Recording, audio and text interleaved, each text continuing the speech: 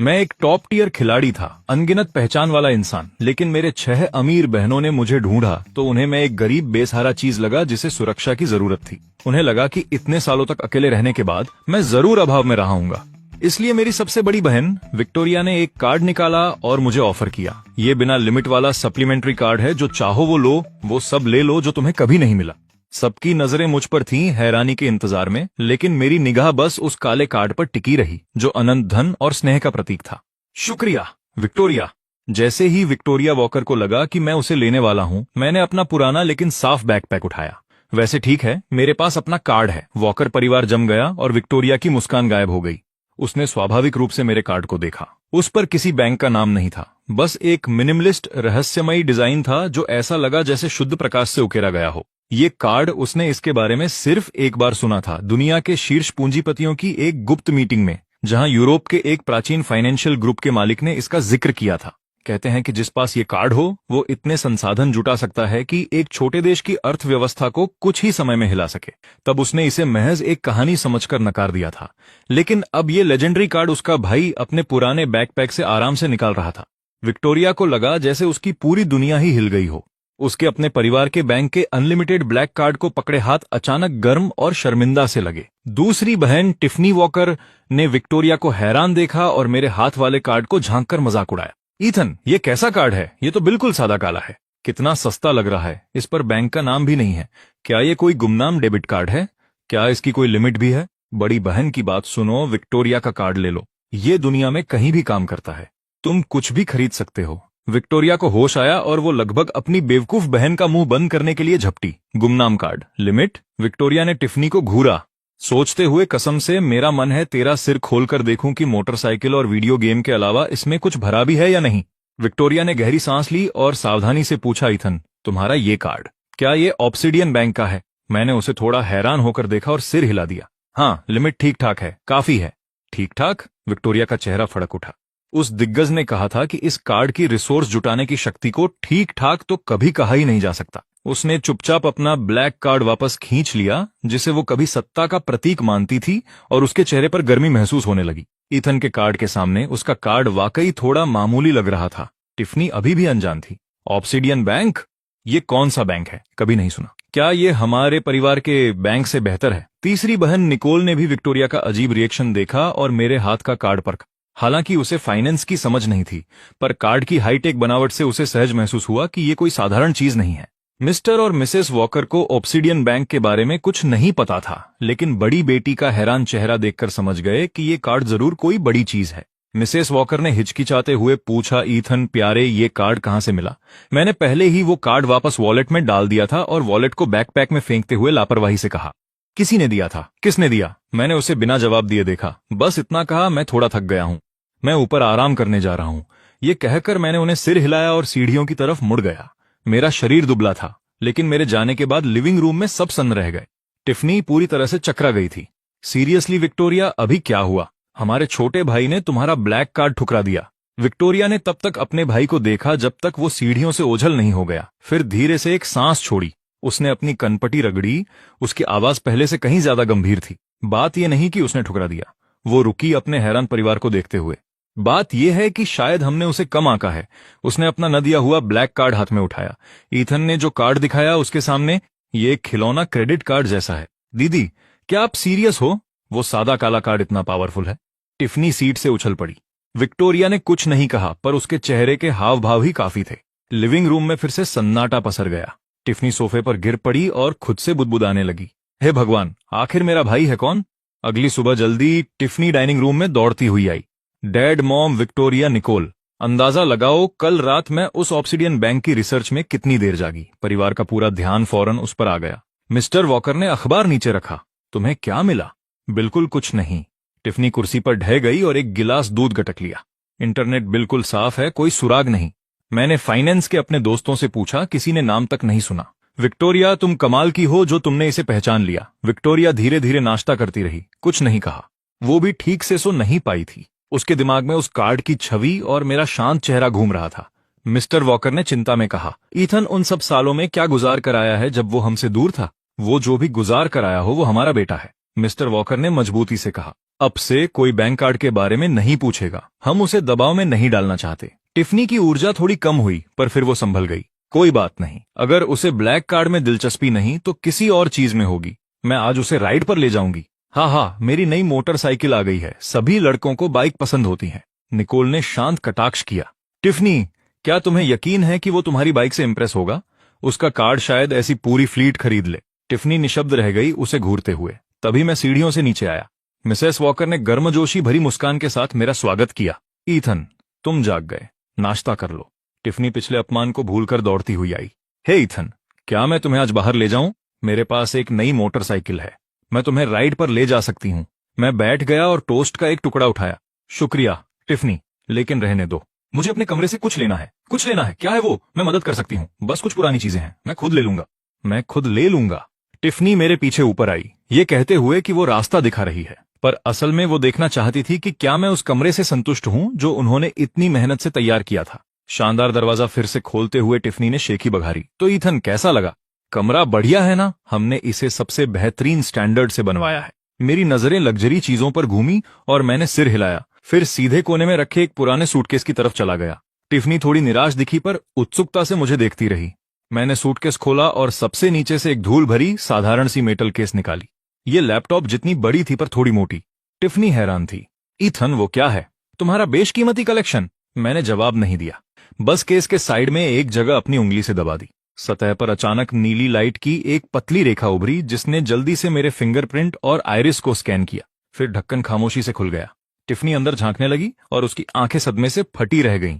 Case में रखी चीजें उसकी कल्पना से कहीं परे थीं। वो अलग अलग हिस्सों में बंटी थी, गहरे काले मखमली कपड़े से ढकी, जहां कई चीजें करीने से रखी थी। वहां एक घड़ी थी जिसमें बहुत जटिल डायल था। उसके नीलम जैसे कांच के नीचे एक हल्की चमक थी। उसने ऐसी घड़ी सिर्फ एक लेजेंडरी कलेक्शन वाली मैगजीन में देखी थी, जिसके बारे में अफवाह थी कि इसे एक गुप्त घड़ी साज ने बनाया है। वहां एक पेन भी था, देखने में साधारण सा काला फाउंटेन पेन, लेकिन उसके ढक्कन पर एक गहरा काला हीरा जड़ा था। किसी तरह उसे महसूस हुआ कि उस पेन में ठंडी हाईटेक ऑरा है, जो उसके लैब के टॉप क्लास उपकरणों से भी ज्यादा एडवांस्ड है। ये सिर्फ पुरानी चीजें नहीं थीं, ये एक पोर्टेबल हाईटेक खजाना था। टिफनी का मुंह खुला रह गया। उसने घड़ी की ओर इशारा किया, उसकी आवाज लड़खड़ा रही थी। ईथन, ये घड़ी। मैंने लापरवाही से घड़ी उठाई और देखा। ओ, ये किसी बूढ़े ने दी थी, कहा मजे के लिए पहन लेना। मजे के लिए? टिफनी को लगा उसका दिल रुक जाएगा। उसने कांपती उंगली पेन की तरफ की, और ये। मैंने पेन उठाया और अपनी उंगलियों के बीच उसे घुमाया। ये लिखने के लिए है, कभी कभी इसे अस्थायी डिक्रिप्शन डिवाइस के तौर पर भी इस्तेमाल करता हूं। टिफनी का दिमाग पूरी तरह बंद हो गया। उसने केस में रखी उन पुरानी चीजों को देखा जो नीलामी की जान बन सकती थीं, फिर कमरों में सजी उन लग्जरी चीजों को देखा जिन पर उन्हें इतना गर्व था। अचानक वो सब कपड़े और गहने बेहद भद्दे लगने लगे। ये कमरा उसकी पुरानी चीजों के लायक नहीं था। मैंने केस में से एक छोटी नीली क्रिस्टल स्टोरेज कार्ड निकाली, केस बंद किया और उसे सूटकेस में रख दिया। जब मैं मुड़ा तो देखा टिफनी अभी भी वहीं पत्थर बनी खड़ी थी, चेहरे पर शून्यता थी। टिफनी, क्या हुआ? टिफनी होश में आई। कुछ नहीं थन, तुम्हारा वो केस वाकई बहुत यूनिक है। वो रोना चाहती थी, पर आंसू नहीं थे। उसे समझ आ गया कि कल जब विक्टोरिया ने अपना ब्लैक कार्ड वापस लिया होगा तो उसे कैसा लगा होगा। उन्हें लगा था कि उनका भाई यहां लग्जरी का अनुभव लेने आया है, लेकिन असल में वो उन्हें अपनी अमीरी दिखाने आया था, ऐसे अंदाज में जिसे वो समझ भी नहीं सकते थे। मैंने बस सिर हिलाया और स्टोरेज कार्ड लेकर बाहर आ गया। टिफनी मेरे पीछे पीछे आई, पूरी तरह हैरान। डाइनिंग रूम में बाकी परिवार उसकी सदमे वाली हालत देख हैरान था। टिफनी को क्या हुआ? टिफनी कुर्सी पर ढह गई, उसकी आंखें बेजान थीं। मम्मी, डैड, मुझे लगता है हमने ईथन के लिए जो तैयारियां की हैं वो बहुत मामूली हैं। उसके पुराने बक्सों में जो सामान है वो हमारे पूरे परिवार के तोहफों से कहीं ज्यादा कीमती है। विक्टोरिया के हाथ में चम्मच लिए हुए जम गए। निकोल के चॉपस्टिक्स हवा में ही ठहर गए। मिस्टर और मिसेज वॉकर ने उलझन में एक दूसरे की ओर देखा। टिफनी ने दर्द से अपना सिर थाम लिया। मुझे लगता है अपनी नई बाइक मैं खुद ही रख लूंगी। भाई का छोटा मेटल केस खुलते ही उसकी दुनिया फिर से बिखर कर संभल गई। अपने बिछड़े भाई पर प्यार लुटाने की कोशिश अब ऐसी लग रही थी जैसे हम ही उसके सामने बहुत छोटे पड़ रहे हैं। नाश्ता खत्म हुआ और टिफनी अभी भी गहरे सदमे में थी। जब मैं चुपचाप दूध पी रहा था, मिसेज वॉकर मुझे देख रही थी। ईथन, तुम्हारी पढ़ाई के बारे में तुम्हारे पिता और मैंने चर्चा की है। सेंट जूड्स प्रेप शहर का सबसे बेहतरीन प्राइवेट स्कूल है। हम सोच रहे थे कि तुम वहां जूनियर की तरह शुरुआत कर सकते हो। तुम्हारा क्या सोचना है? उनके इतना कहते ही पूरा परिवार मुझे देखने लगा। टिफनी सदमे से बाहर निकली। परेशान मत हो ईथन, सेंट जूड्स के हमारे परिवार से अच्छे संबंध हैं। मैंने वहीं से पढ़ाई की है। अगर कोई तुम्हें परेशान करेगा तो मैं संभाल लूंगी, और पढ़ाई में कोई दिक्कत आए तो मेरे पास आना, विक्टोरिया ने कहा। उन्हें लगा यह बिल्कुल सामान्य प्रस्ताव था और वे तैयार थे कि मैं नर्वस होऊंगा या मना कर दूंगा। मैंने दूध का गिलास नीचे रखा और मिसेज वॉकर की ओर देखा। मेरा लहजा हमेशा की तरह शांत था। प्रस्ताव के लिए शुक्रिया, पर इसकी जरूरत नहीं है। मिसेज वॉकर हैरान रह गई। ईथन, क्या तुम्हें डर है कि तुम तालमेल नहीं बिठा पाओगे? कोई बात नहीं, हम सबसे अच्छे ट्यूटर रख लेंगे। मैंने अपना सिर हिलाया और अपने झोले से एक पतली फोल्डर जैसी डिवाइस निकाली। स्क्रीन पर कुछ बार टैप करने के बाद मैंने उसे परिवार की ओर घुमा दिया। मैंने अपनी बुनियादी शिक्षा पहले ही पूरी कर ली है। ये रहे मेरे कुछ सर्टिफिकेशन। वॉकर परिवार के लोग उत्सुकता से आगे झुक गए। स्क्रीन पर कई डिजिटल सर्टिफिकेट और ट्रांसक्रिप्ट्स थे जो सब अंग्रेजी में थे। निकोल की नजर सबसे तेज थी। उसने पास से देखा और उसकी सांसें थम गईं। MIT open courseware advance certification, Stanford online young scholars program, और क्या ये इंटरनेशनल फिजिक्स ओलंपियाड का गोल्ड मेडल है। जैसे जैसे वह नाम पढ़ती गई, कमरा और शांत होता गया। विक्टोरिया को इन उपलब्धियों का वजन पता था। ये किसी भी सामान्य छात्र की पहुंच से बहुत दूर थे, खासकर स्वतंत्र प्रतियोगी के तौर पर जीता गया ओलंपियाड गोल्ड मेडल, जो बेहद प्रतिष्ठित होता है। विजेताओं को अक्सर बड़ी रिसर्च लैब्स खुद चुनती हैं। टिफनी को बारीकियां नहीं पता थीं, पर उसने MIT और स्टैनफोर्ड का नाम तो सुना ही था। उसकी आंखें फटी की फटी रह गईं। एक मिनट रुको। ईथन, क्या तुम गांव के पिछड़े इलाके में नहीं रहते थे? तुम्हें ये सब कहां से मिला? मिस्टर और मिसेज वॉकर पूरी तरह दंग थे। वे स्क्रीन पर चमकती उपलब्धियों और अपने बेटे को बारी बारी देख रहे थे। उनका दिमाग ये सब समझने की कोशिश कर रहा था। मैंने डिवाइस हटाई और सपाट लहजे में कहा, मेरे पास खाली समय था तो मैंने खुद ही कुछ चीजें सीख लीं। सर्टिफिकेट तो बस साथ साथ मिलते गए। वॉकर परिवार स्तब्ध रह गया। टिफनी को लगा जैसे किसी ने उसके घुटने पर गोली मार दी हो। डैड ने कॉलेज भेजने के लिए मुझे कितना परेशान किया, और मेरे भाई का खाली समय के कामों का नतीजा मुझे पूरी तरह मात दे रहा था। मिसेज वॉकर का मुंह खुला रह गया। वे अपनी आवाज खोजने में वक्त ले रही थी। खैर ईथन, अब तुम्हारे क्या प्लान है? क्या तुम सीधे यूनिवर्सिटी के लिए अप्लाई करना चाहोगे? तुम्हारे पिता और मैं इसमें तुम्हारी मदद कर सकते हैं। मैंने थोड़ा सोचा और कहा, अभी तो नहीं। अगर स्कूल को जरूरत हो तो मैं गेस्ट लेक्चरर बन सकता हूं, अपने अनुभव साझा कर सकता हूं। एक लेक्चरर, सेंट जूड्स में गेस्ट लेक्चरर। टिफनी के दिमाग में एक तस्वीर उभरी कि उसके निकम्मे दोस्त ऑडिटोरियम में बैठे हैं और मेरा भाई उन्हें एस्ट्रोफिजिक्स पढ़ा रहा है, या फिर एडवांस्ड क्वांटम मैकेनिक्स पर लेक्चर दे रहा है। यह सोचना ही इतना भयानक था कि बयां नहीं किया जा सकता। उसे डर था कि वे वहीं मर न जाएं। तो ईथन, तुम्हें अब हाई स्कूल जाने की जरूरत नहीं है ना? नहीं, मैंने जो सीखना था सीख लिया। मिस्टर वॉकर ने अपनी कनपटी रगड़ी। उन्होंने दशकों तक बिजनेस की दुनिया देखी थी, सब कुछ देखा था, पर अपने बेटे जैसा कभी नहीं देखा था। चूंकि ईथन ने पढ़ाई पूरी कर ली है, वह सेंट जूड्स नहीं जाएगा। भविष्य के लिए ईथन, तुम जो चाहो कर सकते हो। परिवार तुम्हारा साथ देगा। उसके लिए बनाई गई उनकी सारी योजनाएं उसकी काबिलियत के आगे ढह गई थीं। वॉकर परिवार के खोए हुए बेटे के लौटने की खबर शहर के रईसों में फैल गई और आमंत्रणों की बारिश होने लगी। मिसेज वॉकर ने लिंच परिवार द्वारा आयोजित एक चैरिटी गाला चुना, यह तय करते हुए कि यही मेरा सोशल सर्कल में आधिकारिक परिचय होगा। कार से उतरने से पहले मेरे माता पिता मुझे सलाह देने लगे, ईथन, घबराओ मत, बस अपनी मां के साथ रहना। मैंने धीरे से सिर हिलाया। बैंक्वेट हॉल के अंदर जैसे ही हमारे माता पिता और मैं एंट्री हुई, पूरी महफिल की निगाहें हम पर टिक गईं। बहुत से लोग बातचीत करने के लिए आने लगे। उनकी नजरों में उत्सुकता और परख दोनों थी। मैं बस अपने माता पिता के साथ खड़ा रहा, संक्षिप्त, विनम्र पर दूरियां बनाए रखने वाले जवाब देता रहा।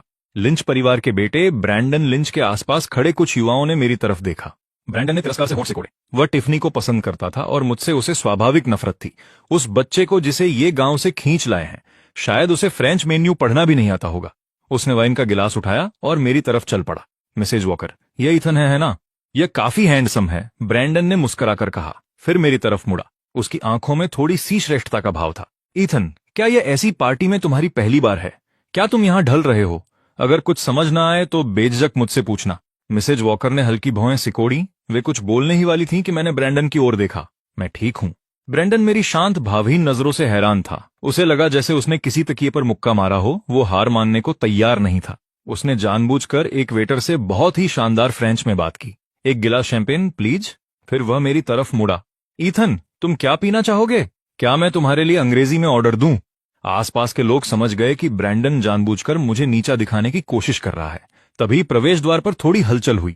सूट पहने हुए कुछ विदेशी मेहमान, उनका रुतबा स्थानीय बिजनेस मैग्नेट से बिल्कुल अलग था। वे अंदर आए। मिस्टर लिंच उन्हें रिसीव करने भागे। उनमें से एक सफेद बालों वाले सज्जन ने किसी को ढूंढते हुए कमरे का जायजा लिया। जब उनकी नजर मुझ पर पड़ी तो चेहरा खिल उठा। वे सीधे मेरी ओर चल पड़े। मिस्टर लिंच और ब्रैंडन को पूरी तरह अनदेखा करते हुए। वे सज्जन मुस्कुराते हुए मेरे पास आए। ईथन, मैंने कभी नहीं सोचा था कि तुम यहां मिलोगे। पूरा हॉल सन्नाटे में डूब गया।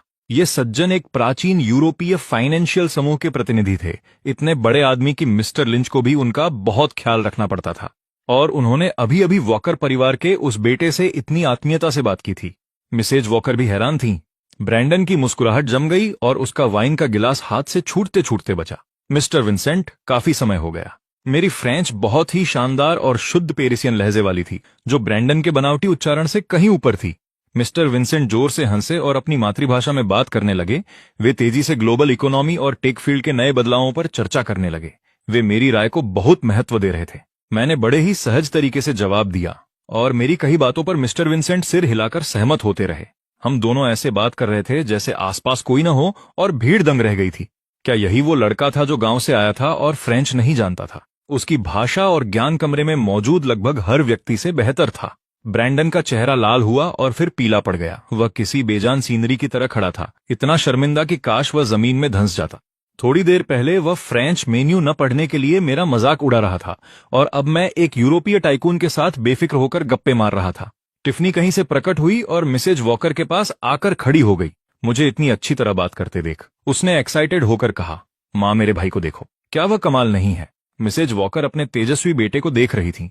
उन्हें गर्व भी था और वे हैरान भी थी।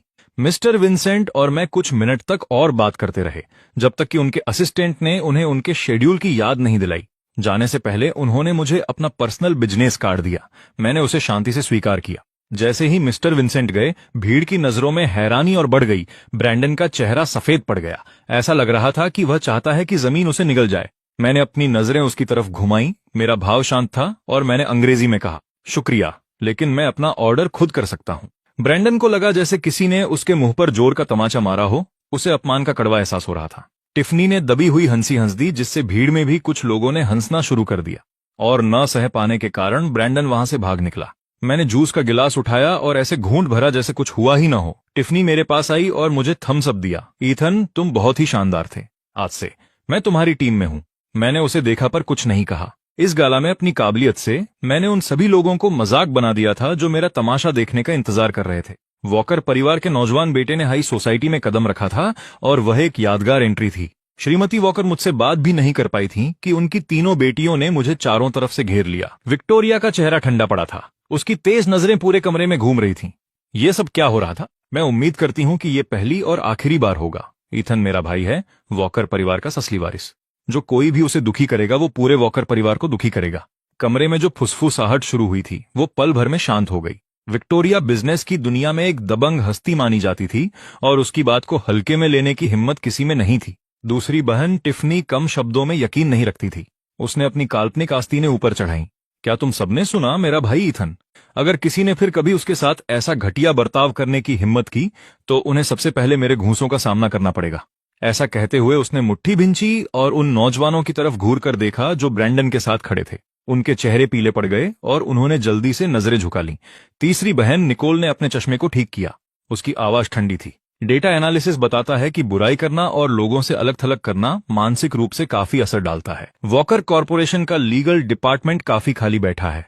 उन्हें मानहानि के कुछ मुकदमों की प्रैक्टिस करने में कोई ऐतराज नहीं होगा। तीनों बहनें, तीनों का अंदाज अलग, लेकिन भाई की रक्षा के लिए तीनों एक थीं।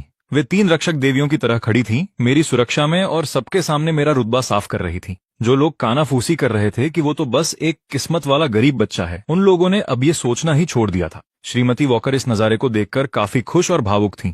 उन्होंने मिस्टर वॉकर की आस्तीन खींची। उनकी आंखों में राहत थी, लेकिन सबसे ज्यादा गर्व महसूस हो रहा था। अच्छा है कि लड़कियों को अपने भाई की हिफाजत करना आता है, भले ही वो थोड़ी ज्यादा परवाह कर रही हों।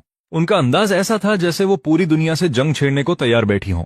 मिस्टर लिंच बात संभालने के लिए जल्दी से आए। विक्टोरिया, टिफनी, निकोल, कृपया शांत हो जाइए। ये बस बच्चे हैं जिन्हें कुछ पता नहीं है। मैंने पहले ही ब्रैंडन को अपने किए पर पछतावा करने के लिए घर भेज दिया है। ईथन बेटा, तुम्हें काफी बुरा लगा होगा, मुझे उसकी तरफ से माफी मांगने दो। विक्टोरिया का चेहरा थोड़ा नरम पड़ा, लेकिन उसकी आवाज अभी भी ठंडी थी। मिस्टर लिंच, आप कुछ ज्यादा ही गंभीर हो रहे हैं। हम बस ये नहीं चाहते कि ऐसा दोबारा कभी हो। नहीं होगा, बिल्कुल नहीं होगा, घबराओ मत। ईथन, तुम्हारी बहन यहाँ है, क्या खाना पसंद करोगे? मैं तुम्हारे लिए लेकर आती हूँ। वहाँ कुछ छोटे केक रखे हैं, मैंने जांच ली है, उसमें जहर नहीं है। शुक्रिया टिफनी, मुझे भूख नहीं है। निकोल ने शांति से मुझे गर्म पानी का एक गिलास दिया। तुम काफी देर से बोल रहे हो, पानी पी लो। मैंने उससे पानी ले लिया। शुक्रिया, निकोल।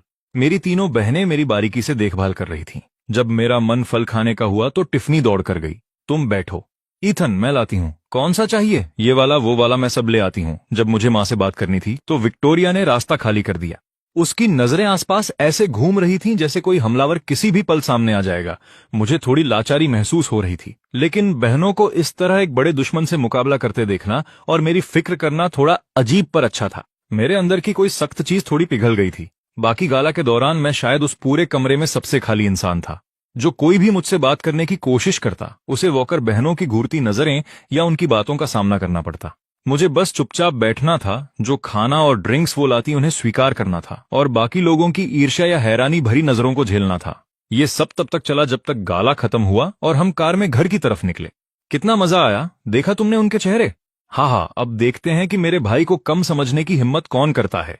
विक्टोरिया ने अपनी कनपटी रगड़ी। उसे अपनी बहन का शोर पसंद नहीं आया, पर उसने रोका नहीं। निकोल ने गंभीरता से मुझसे कहा, ईथन, अगर तुम्हें कभी कोई परेशान करे या कोई भी बात बुरी लगे तो हमें तुरंत बताना। मैंने कार की खिड़की के बाहर से गुजरती नियॉन लाइट्स को देखा और एक हल्की सी मुस्कान दी।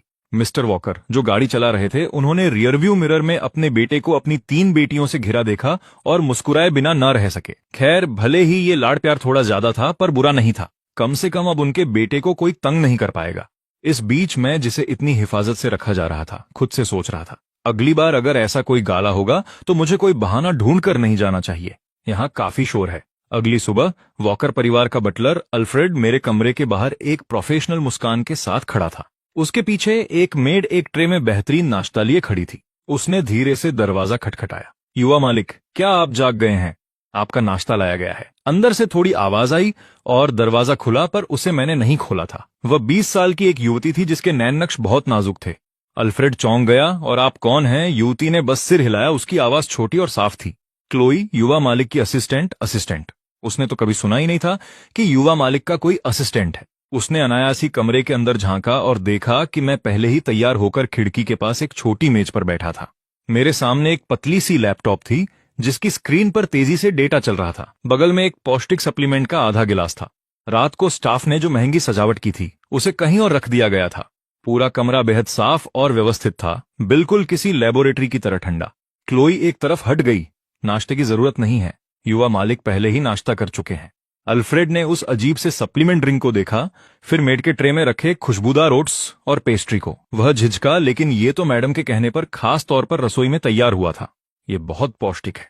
क्लोई ने उसकी बात काट दी। उसके चेहरे पर कोई भाव नहीं था। मैं युवा मालिक के खाने की जिम्मेदारी लेती हूँ, जो कि पूरी तरह पोषण से भरपूर है।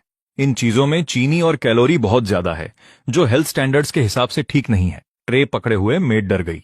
अल्फ्रेड ने सोचा, मेरी 10 कुक सर्विस में ये पहली बार है कि किसी ने वॉकर परिवार के शेफ के स्टैंडर्ड्स पर सवाल उठाया है। तभी मैंने काम खत्म किया, लैपटॉप बंद किया और उनकी तरफ गया। अल्फ्रेड ने जल्दी से एक मुस्कान ओढ़ी। युवा मालिक, इस नाश्ते के बारे में। क्लोई की बात सुनो, मैंने संक्षेप में कहा। अल्फ्रेड की मुस्कान उसके चेहरे पर ही जम गई। क्लोई पहले से ही सब कुछ संभाल रही थी। इसके अलावा मैं युवा मालिक के कपड़े धोने और कमरा साफ रखने की भी जिम्मेदारी लूंगी।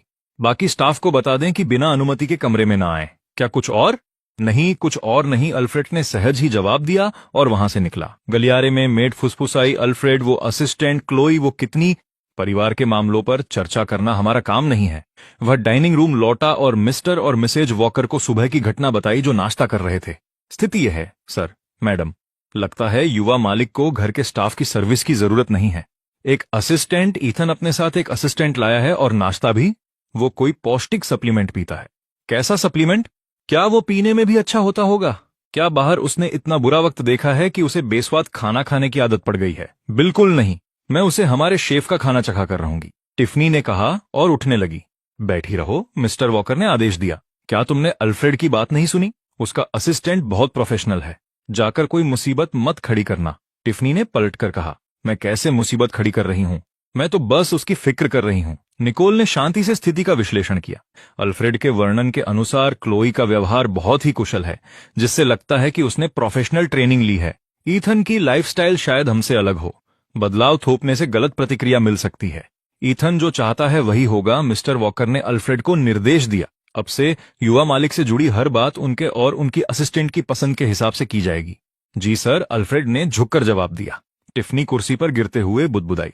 मैं तो बस चाहती थी कि वो कुछ अच्छा खाए। कुछ देर बाद जब विक्टोरिया काम पर जा रही थी, वह बगीचे से गुजरी और देखा कि क्लोई टैबलेट पर कुछ लिख रही थी, जबकि मैं एक कीमती ऑर्किड के सामने खड़ा था, धीरे से उसकी पत्तियां छू रहा था। क्लोई ने रिपोर्ट दी, सर, मिट्टी की नमी 0.7% से ज्यादा है। धूप का एक्सपोजर आज 5 मिनट बढ़ाना होगा। इसके अलावा तीसरी पत्ती के नीचे कुछ कीट देखे गए हैं, उन्हें मार्क कर दिया गया है। मेरी सलाह है कि निनोजो 5 मिलीलीटर बायो एजेंट 3 लगाया जाए। मैंने सिर हिलाया। ठीक है, इसे देख लो। विक्टोरिया वहीं रुक गई। उसे लगा जैसे उसके भाई की दुनिया और उनकी दुनिया अलग अलग डायमेंशन में जी रही है। वह चुपचाप वहां से निकल गई। लंच के समय क्लोई और मैं डाइनिंग रूम में नहीं आए। अल्फ्रेड रिपोर्ट देने आया। मिस क्लोई ने युवा मालिक के लिए लंच तैयार करने के लिए किचन का इस्तेमाल किया। वह ऊपर भेज दिया गया है। श्रीमती वॉकर ने मेज पर फैले खाने को देखा और आह भरी। वह बहुत ही आत्मनिर्भर है। टिफनी ने मेज पर सजा खाना देखा और अचानक उसकी भूख मर गई। मुझे ये देखना है कि उसके असिस्टेंट का बनाया वो पौष्टिक खाना कैसा होता है। पहली बार पूरे वॉकर परिवार को एहसास हुआ कि इस लड़के को शायद उनकी जरूरत थी। टिफनी सोफे पर लेटी गेम खेल रही थी, तभी उसका फोन पागलों की तरह बजने लगा। ये उसके दोस्तों का ग्रुप चैट था। टिफ, ट्विटर चेक कर, तुम्हारा भाई ट्रेंड कर रहा है। असली वॉकर लड़का कितना हैंडसम है। ये किस मीडिया आउटलेट ने खींची है?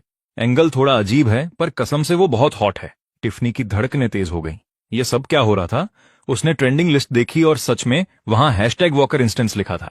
उसे खोलने पर चैरिटी गाला की कुछ अनकही तस्वीरें दिखीं। कमेंट सेक्शन तो पहले से ही फट रहा था। हे भगवान, क्या ये वही लड़का है जिसे उन्होंने कहीं दूर से ढूंढा था? वो बहुत खूबसूरत है, आंखों के लिए एक दावत है। मुझे 3 मिनट दो, मुझे इस लड़के के बारे में पूरी जानकारी चाहिए। क्या ये सिर्फ मुझे लग रहा है या ये थोड़ा घमंडी दिखता है? इसके चेहरे पर लिखा है कि मुझे सबसे नफरत है। अरे देखो, कोई जल रहा है। उसे घमंडी होने का पूरा हक है। टिफनी ने कमेंट्स पढ़े, खासतौर पर आलोचना वाले, और उसका गुस्सा भड़क उठा। उनकी हिम्मत कैसे हुई मेरे भाई के बारे में ऐसे बात करने की? मैं इन्हें बर्बाद कर दूंगी। पर जैसे ही उसने कीबोर्ड पर उंगलियां रखीं, पेज अटक गया और फिर जबरदस्ती रिफ्रेश हो गया। ट्रेंडिंग टॉपिक गायब हो चुका था। वो हैशटैग जो कुछ पल पहले तक हलचल मचा रहा था, अब वो पेज नॉट फाउंड बता रहा था। टिफनी हैरान होकर घूरने लगी। उसने ऐप रीलोड की, लेकिन टॉपिक ट्रेंडिंग लिस्ट से ऐसे गायब था जैसे कभी था ही नहीं। जब उसने कीवर्ड सर्च किए तो उससे जुड़ी ट्वीट्स रियल टाइम में गायब हो रही थीं। क्या वॉकर कॉर्प की पीआर टीम इतनी तेजी से काम कर सकती है? उसने बुदबुदाते हुए कहा। उसने फैमिली ग्रुप चैट खोली और एक मैसेज भेजा। किसने इसे हटाने का आदेश दिया? काफी तेज था। विक्टोरिया ने फौरन जवाब दिया, कौन सा ट्रेंडिंग टॉपिक? निकोल ने जोड़ा, टिफनी, मैं अभी लैब में थी। पीआर विभाग को ऐसा कोई निर्देश नहीं मिला है। उस शाम क्या हुआ था? जब विक्टोरिया और निकोल घर पहुंची, टिफनी ने वो घटना बताई। विक्टोरिया ने तुरंत पीआर हेड को फोन लगाया, जो खुद उलझन में था। उसने कहा कि वो इस मुद्दे की रिपोर्ट करने ही वाला था, पर इससे पहले कि वो कुछ करता, टॉपिक साफ हो चुका था और सफाई बहुत ही बारीकी से की गई थी। हमारे लोग नहीं थे, परिवार नहीं था, तो किसने किया? किसी नेक इंसान ने। मैं जो चुपचाप बैठकर किताब पढ़ रहा था, नजर तक नहीं उठाई, बहुत शोर था। मैंने उसे हटवाया। मेरी उंगली मेरी टैबलेट स्क्रीन पर सहजता से चली। लिविंग रूम में सन्नाटा पसर गया। 5 वॉकर की नजरें मुझ पर टिक गईं। उसने ये कैसे हटाया? वो तो इतनी देर से बस किताब पढ़ रहा था। टिफनी का मुंह इतना खुल गया था कि उसमें एक अंडा समा जाए। ईथन, तुमने ये कैसे किया? मैंने अपनी पलकें उठाईं और उसे ऐसी नजर से देखा जैसे कह रहा हूं, क्या ये मुश्किल था? मैंने एक मैसेज भेजा। मैंने सादगी से कहा, मैसेज भेजा। तुम किसे मैसेज करोगे कि ट्विटर ट्रेंड पलक झपकते ही बिना निशान छोड़े गायब हो जाए? विक्टोरिया ने ऑब्सिडियन बैंक कार्ड के बारे में सोचा और उसका दिल जोरों से धड़कने लगा। क्या उसने सिर्फ एक मामूली गॉसिप ट्रेंड को हटाने के लिए उस कार्ड के पीछे के संसाधनों का इस्तेमाल किया? निकोल की आंखों में गहरी जिज्ञासा चमक उठी। उसे लगा कि उसके छोटे भाई को जानने का उसका सफर अब एक नए और दिलचस्प मोड़ पर आ गया है। मिस्टर और मिसेस वॉकर ने एक दूसरे को देखा। दोनों की आंखों में एक जैसी हैरानी और उलझन थी। टिफनी सोफे पर मेरे बगल में झपटी। उसकी आंखें चमक रही थीं। ईथन, सच बताओ, क्या तुम ट्विटर के सीईओ को जानते हो या तुम कोई सीक्रेट टॉप लेवल हैकर हो? मैंने अपनी किताब बंद की, खड़ा हुआ और उसकी बहुत ज्यादा उत्सुक नजरों से बचकर निकल गया। मेरा लहजा सपाट रहा। मैं बस कुछ ऐसे दोस्तों को जानता हूं जो डेटा क्लीन अप का काम करते हैं। ये कहकर मैं अपनी किताब लेकर ऊपर चला गया। मैंने वॉकर परिवार को लिविंग रूम में पत्थर जैसा बना दिया। डेटा क्लीन अप करने वाले कैसे दोस्त होते हैं जो ट्विटर ट्रेंड को कचरे की तरह साफ कर सकते हैं? खत्म हो गया। मुझे लगता है कि मेरा भाई यहाँ फैमिली रियूनियन के लिए नहीं आया, वो हमें असलियत दिखाने आया है, टिफनी ने बुदबुदाया। विक्टोरिया ने अपनी दुखती कनपटी रगड़ी और सोफे पर पीछे झुक गई। पहली बार उसे लगा कि अरबों डॉलर की कंपनी चलाना अपने भाई के व्यवहार को समझने से कहीं ज्यादा आसान है। मिस्टर वॉकर ने अल्फ्रेड को निर्देश देने से पहले एक लंबा सन्नाटा लिया। अब से हमें ईथन के बारे में ऑनलाइन जानकारी की चिंता करने की जरूरत नहीं है, वो जानता है कि क्या करना है। उसे आखिरकार समझ आ गया। वे अपने बेटे की रक्षा करना चाहते थे, लेकिन उनका बेटा एक परमाणु स्तर का रक्षा कवच था। उस पर लाड लुटाने की ये कोशिश डरावनी और मजाकिया साबित हो रही थी। इस बीच इन सबकी वजह मैं अपने कमरे में लौटा और क्लोई को एक सीधा सा आदेश दिया, भविष्य में ऐसी किसी भी बेकार की जानकारी को सीधे हैंडल कर लेना। जी सर। ऐसा लगा जैसे मैंने बस एक मक्खी को मारा हो। देर रात मिस्टर वॉकर अपनी स्टडी में बैठे थे, कंप्यूटर स्क्रीन पर माथे पर बल लिए। उस पर मेरे पिछले 18 वर्षों की जांच रिपोर्ट थी, जो लगभग पूरी तरह खाली थी। जांच अज्ञात प्रतिरोध से टकराई, बार बार उच्च स्तरीय जानकारी फायरवॉल को सक्रिय किया। आगे की पूछताछ बंद करने की सलाह दी जाती है। जोखिम का स्तर अत्यधिक उच्च। काश। मिस्टर वॉकर ने अपना माथा रगड़ा, लाचारी की एक लहर महसूस करते हुए। ये बेतुका था कि वॉकर परिवार के मुख्य संसाधनों को जुटाने के बाद भी कुछ पता नहीं चल सका। पिछले कुछ दिनों की घटनाओं ने साफ कर दिया था कि उनका लंबे समय से खोया बेटा कोई साधारण व्यक्ति नहीं था। स्टडी के दरवाजे पर हल्की दस्तक हुई। डैड, अभी भी जाग रहे हो? विक्टोरिया अंदर आई, गर्म दूध का गिलास लिए हुए। अभी भी ईथन के अतीत के बारे में देख रहे हो? कुछ नहीं मिल रहा। ऐसा लगता है जैसे जानबूझकर सब मिटा दिया गया है। काश। विक्टोरिया ने मेज पर दूध रखा, उसके चेहरे पर गंभीरता थी। डैड, मैं सहमत हूं। ईथन जितना दिखता है उससे कहीं ज्यादा गहरा है। वो कार्ड मैंने बाद में हमारे सर्कल के एक सीनियर व्यक्ति से चुपचाप पूछा था। उसने इशारा किया कि वो एक ट्रांसेंडेंट लेवल पास है और उसका धारक अकल्पनीय शक्ति रखता है। मिस्टर वॉकर का दिल धड़कना भूल गया। उन्होंने धुंधला सा इस अवधारणा के बारे में सुना था, जो एक ऐसे छिपे हुए सर्कल का प्रतिनिधित्व करता है जो वास्तव में आम समाज के नीचे से दुनिया को नियंत्रित करता है। और उसकी असिस्टेंट क्लोई, उसका पोस्चर और हरकतें, पूरी संभावना है कि वो किसी टॉप टियर सुरक्षा फर्म से है या उससे भी अधिक विशिष्ट पृष्ठभूमि रखती है। पिता और पुत्री सन्नाटे में डूब गए। तो वॉकर परिवार एक ऐसी चीज वापस ले आया है। विक्टोरिया को समझ नहीं आया कि कौन सा शब्द इस्तेमाल करे। डैड, मैंने कभी कल्पना नहीं की थी कि वो ये सब साल कैसे बिताएगा जब वो दूर था। चाहे वो कोई भी हो, वो हमारा बेटा है। अगर वो बात नहीं करना चाहता तो हम नहीं पूछेंगे। अगर उसे परिवार चाहिए तो हम उसका परिवार बनेंगे।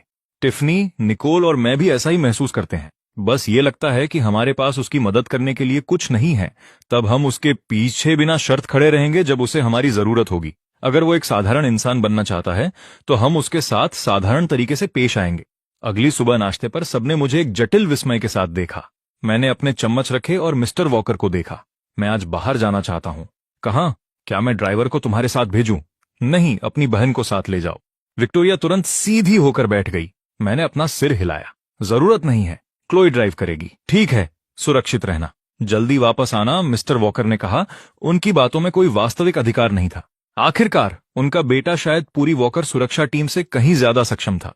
क्लोई और मेरे जाने के बाद ही परिवार अंततः रिलैक्स हुआ। हाँ, ईथन के साथ नाश्ता करना डैड के साथ बोर्ड मीटिंग से कहीं ज्यादा तनावपूर्ण है। टिफनी ने फुसफुसाया। मिस्टर वॉकर ने उसे घूरा, लेकिन गुप्त रूप से सहमत थे।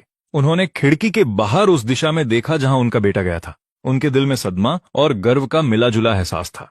कुछ घंटों बाद क्लोई और मैं घर लौट आए। मैं एक सादा काला गिफ्ट बॉक्स लिए हुए था और क्लोई के साथ सीधे ऊपर चला गया। मेरे वापस आने के कुछ ही मिनटों बाद निकोल दरवाजा धकेलते हुए अंदर आई। उसकी आंखों के नीचे 2 भारी गहरे घेरे थे। उसने अपना बैग सोफे पर पटका। लानत हो, वो वापस आ गए। वो जिद्दी कमीने। निकोल, क्या हुआ? क्या कंपनी में कोई समस्या है? निकोल ने हताशा में अपने बालों में हाथ फेरा। वो हैकर्स फिर से आ गए। हमारे कंपनी के मुख्य सर्वर पर हमला कर रहे हैं। टेक विभाग के बेवकूफ उन्हें रोक नहीं पा रहे हैं। कंप्यूटर गंदी चाल चल रहा था और ये पहली बार नहीं था कि उन्होंने हैकर्स का इस्तेमाल किया हो। वो पहले उन्हें रोक चुके थे, लेकिन इस बार हमलावरों ने साफ तौर पर विशेषज्ञों को काम पर रखा था। क्या तुमने पुलिस को फोन किया? हाँ, लेकिन बेकार है।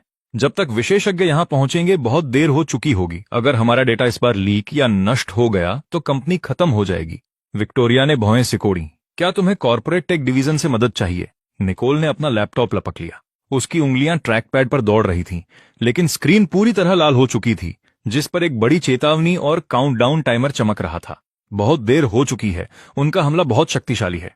सब खत्म हो गया। इस बार वाकई सब खत्म है। लिविंग रूम में माहौल बेहद तनावपूर्ण था। एक ठंडी आवाज हवा में गूंजी। निकोल, क्या मैं देख सकता हूं? सब उस आवाज की तरफ मुड़े और मुझे सीढ़ियों के ऊपर खड़ा शांति से उन्हें देखते हुए पाया। निकोल चौंक गई, फिर उसने एक फीकी मुस्कान दी। ईथन, ये कुछ भी नहीं है, मैं इसे संभाल लूंगा। मैं आगे बढ़ा। मेरी नजरें स्क्रीन पर दिख रही उस लाल चेतावनी पर टिकी थीं। ये वायरस जाना पहचाना लग रहा है। पूरा परिवार हैरान था, पर मैंने उनकी हैरानी की परवाह नहीं की। मैंने निकोल की तरफ हाथ बढ़ाया।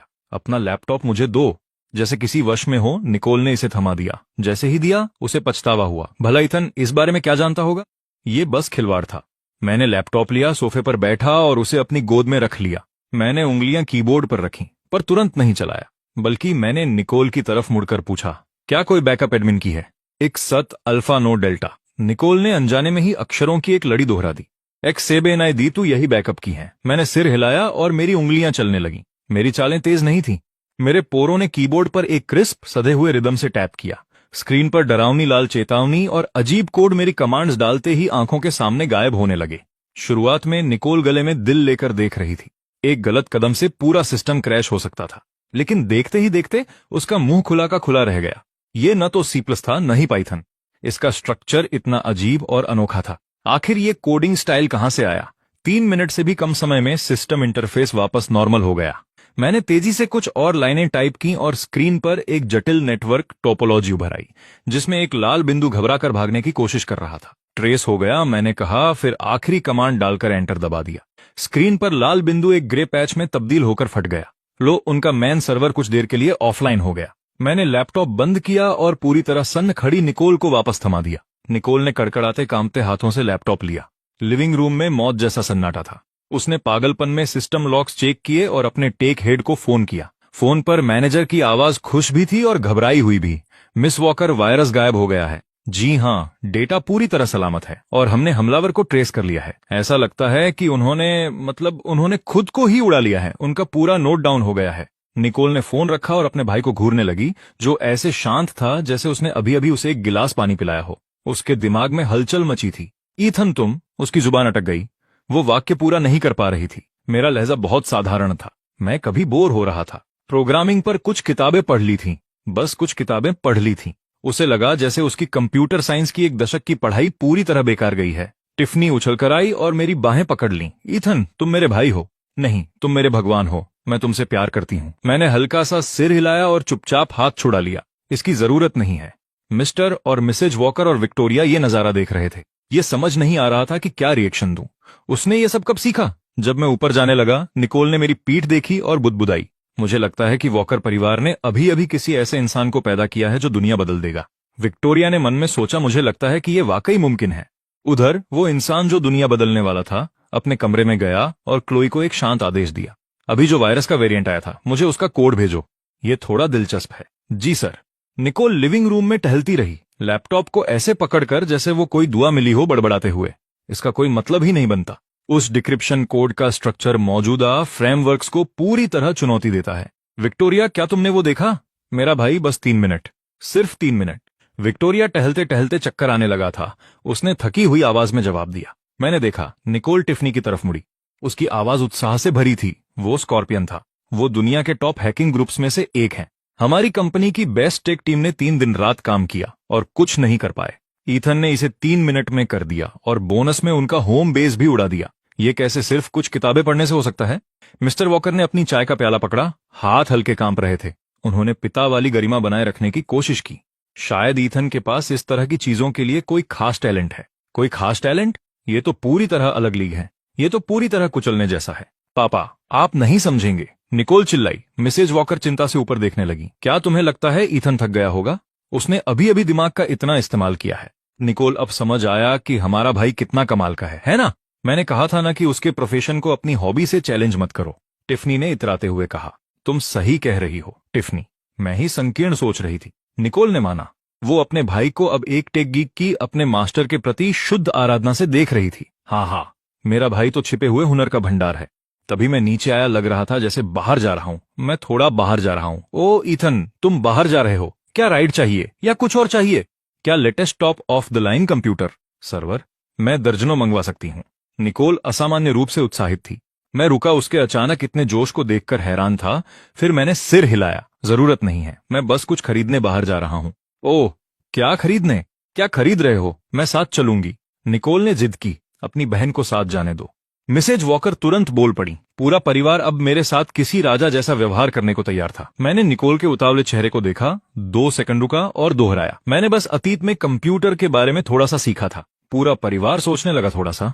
तुम इसे थोड़ा कहती हो। निकोल के होंठ फड़फड़ाए और वो मुस्कुराने की कोशिश करने लगी। ईथन, तुम बहुत विनम्र हो। अगर वो थोड़ा था तो हम सब तो कंप्यूटर के मामले में अनपढ़ हैं। मुझे उनका उत्साह समझ नहीं आया और मैंने शांति से कहा कि ऑर्गेनाइजेशन की डिफेंस आर्किटेक्चर में 3 साफ कमियां थीं।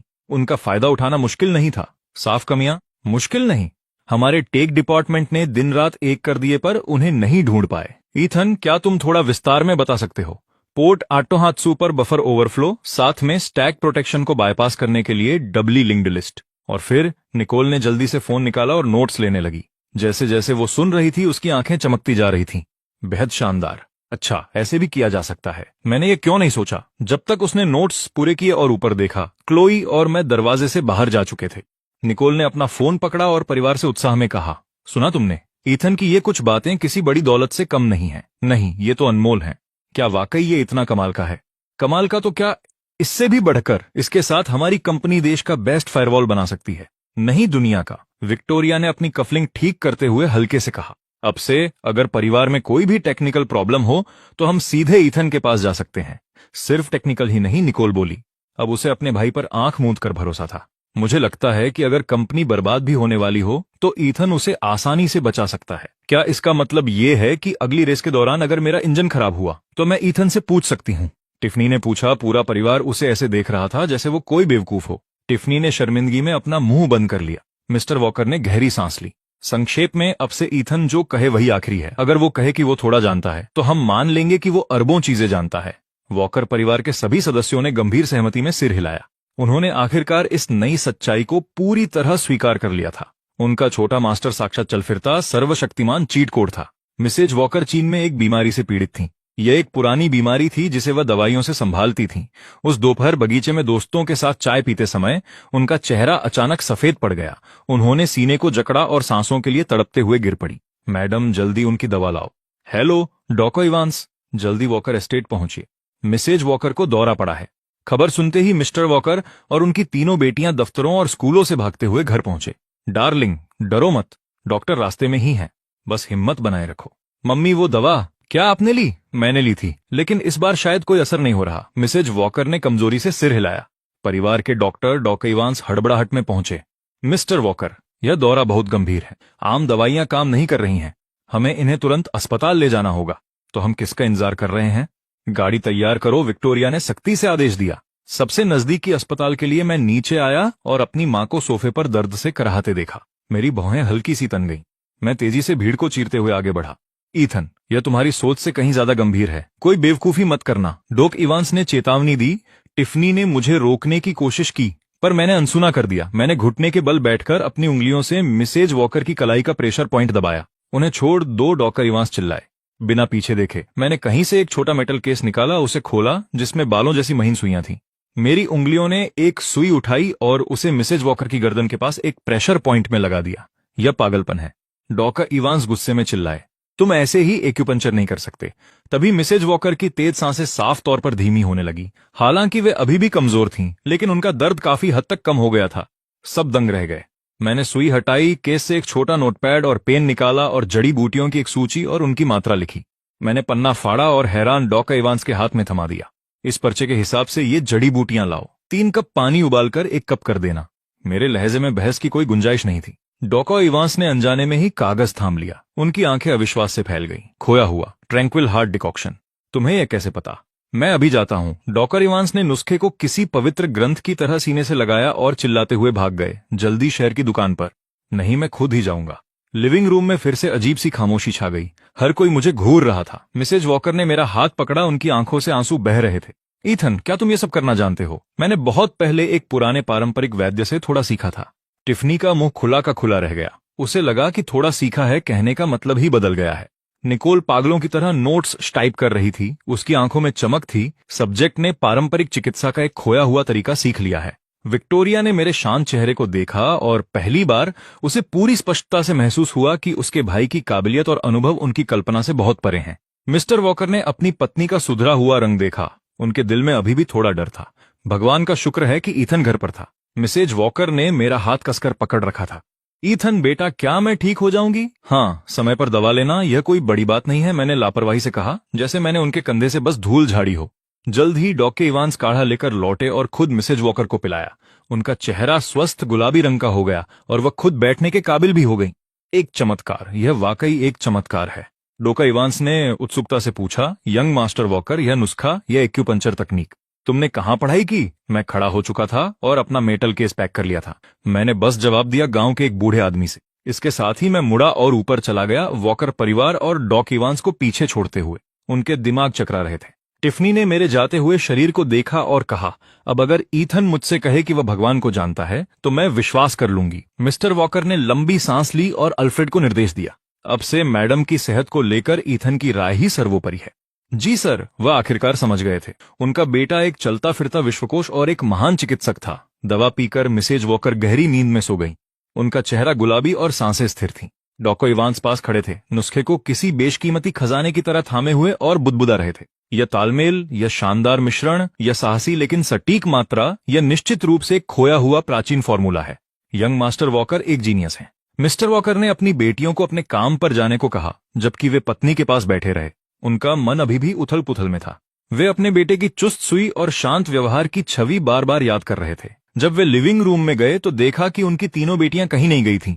वे सब सोफे पर बैठी थीं। उनके चेहरों पर मिले जुले भाव थे। डैड, क्या आपने देखा? ईथन ने बस कुछ जल्दी से किया और मम्मी ठीक हो गईं। निकोल की आंखें चमक रही थीं। उसने मेरे आने से पहले और बाद में अपनी मां की हृदय गति और ब्लड प्रेशर के डेटा का तुलनात्मक विश्लेषण कर लिया था। इसका असर अविश्वसनीय रूप से गहरा है। वो नुस्खा मैंने डेटाबेस में चेक किया। उसका नाम ट्रैंक्विल हार्ट डिकॉक्शन केवल कुछ बिखरे हुए प्राचीन ग्रंथों में मिलता है। विक्टोरिया, जो सबसे शांत थी, उसकी आंखों में भी हैरानी थी। डॉक्टर इवांस ने कहा कि अगर हम उन्हें अस्पताल ले जाते और सबसे आधुनिक उपकरण इस्तेमाल करते तो भी नतीजे ईथन जितने अच्छे और तेज न होते। चारों एक दूसरे को देखने लगे और फिर खामोश हो गए। मुझे जाकर उससे पूछना होगा कि ये क्या है, उसके पास और कितने राज हैं जो हमें नहीं पता, टिफनी ने कहा और सीढ़ियां दौड़कर चढ़ गई। मेरा दरवाजा थोड़ा खुला था। मैं डेस्क पर बैठा था, शायद कंप्यूटर पर कुछ डेटा प्रोसेस कर रहा था। क्लोई मेरे पास चुपचाप खड़ी थी। टिफनी ने दरवाजा खटखटाया और अपनी सबसे मनमोहक मुस्कान बनाई। ईथन, क्या तुम व्यस्त हो? हाँ, मम्मी के लिए वो नुस्खा और वो एक्यूपंक्चर, वो वाकई कमाल था। तुमने ये किससे सीखा? मिस्टर वॉकर, विक्टोरिया और निकोल भी अंदर आ गए। उनके चेहरे उत्सुकता से भरे थे। मेरी नजर उन पर पड़ी और मैंने सपाट जवाब दिया, यह एक देहाती इलाज है जो मैंने गांव के एक बूढ़े वैद्य से सीखा था। टिफनी का मुंह फड़कने लगा। गांव कैसा होता है जो ऐसे जीनियस पैदा करता है? शायद मुझे कभी वहां जाकर क्लास लेनी चाहिए। मैंने कोई जवाब नहीं दिया। मेरा इरादा बूढ़े वैद्य का पता बताने का बिल्कुल नहीं था। विक्टोरिया ने एक और तरीका आजमाया। ईथन, तुमने और क्या क्या सीखा है कंप्यूटर के अलावा? मैंने हर चीज का थोड़ा थोड़ा ज्ञान लिया है। ईथन, जब तुम थोड़ा कहते हो तो किस तरह की बात कर रहे हो?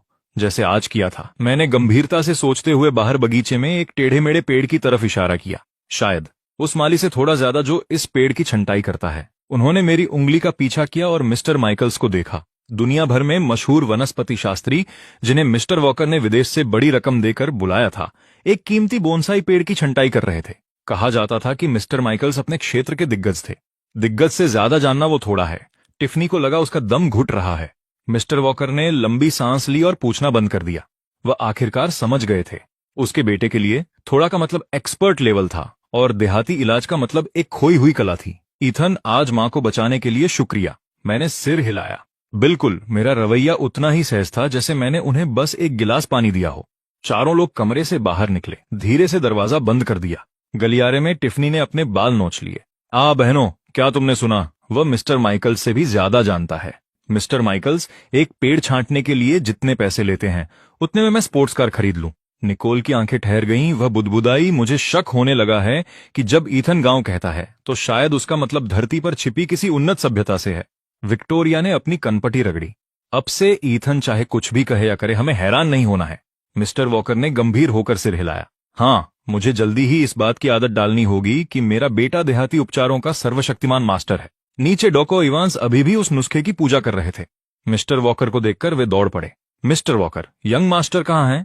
मैं उनका चेला बनना चाहता हूँ। नहीं, बस उन्हें काम करते हुए देखने और सीखने का मौका मिल जाए, वही काफी है। डॉक्टर इवांस, शांत हो जाइए।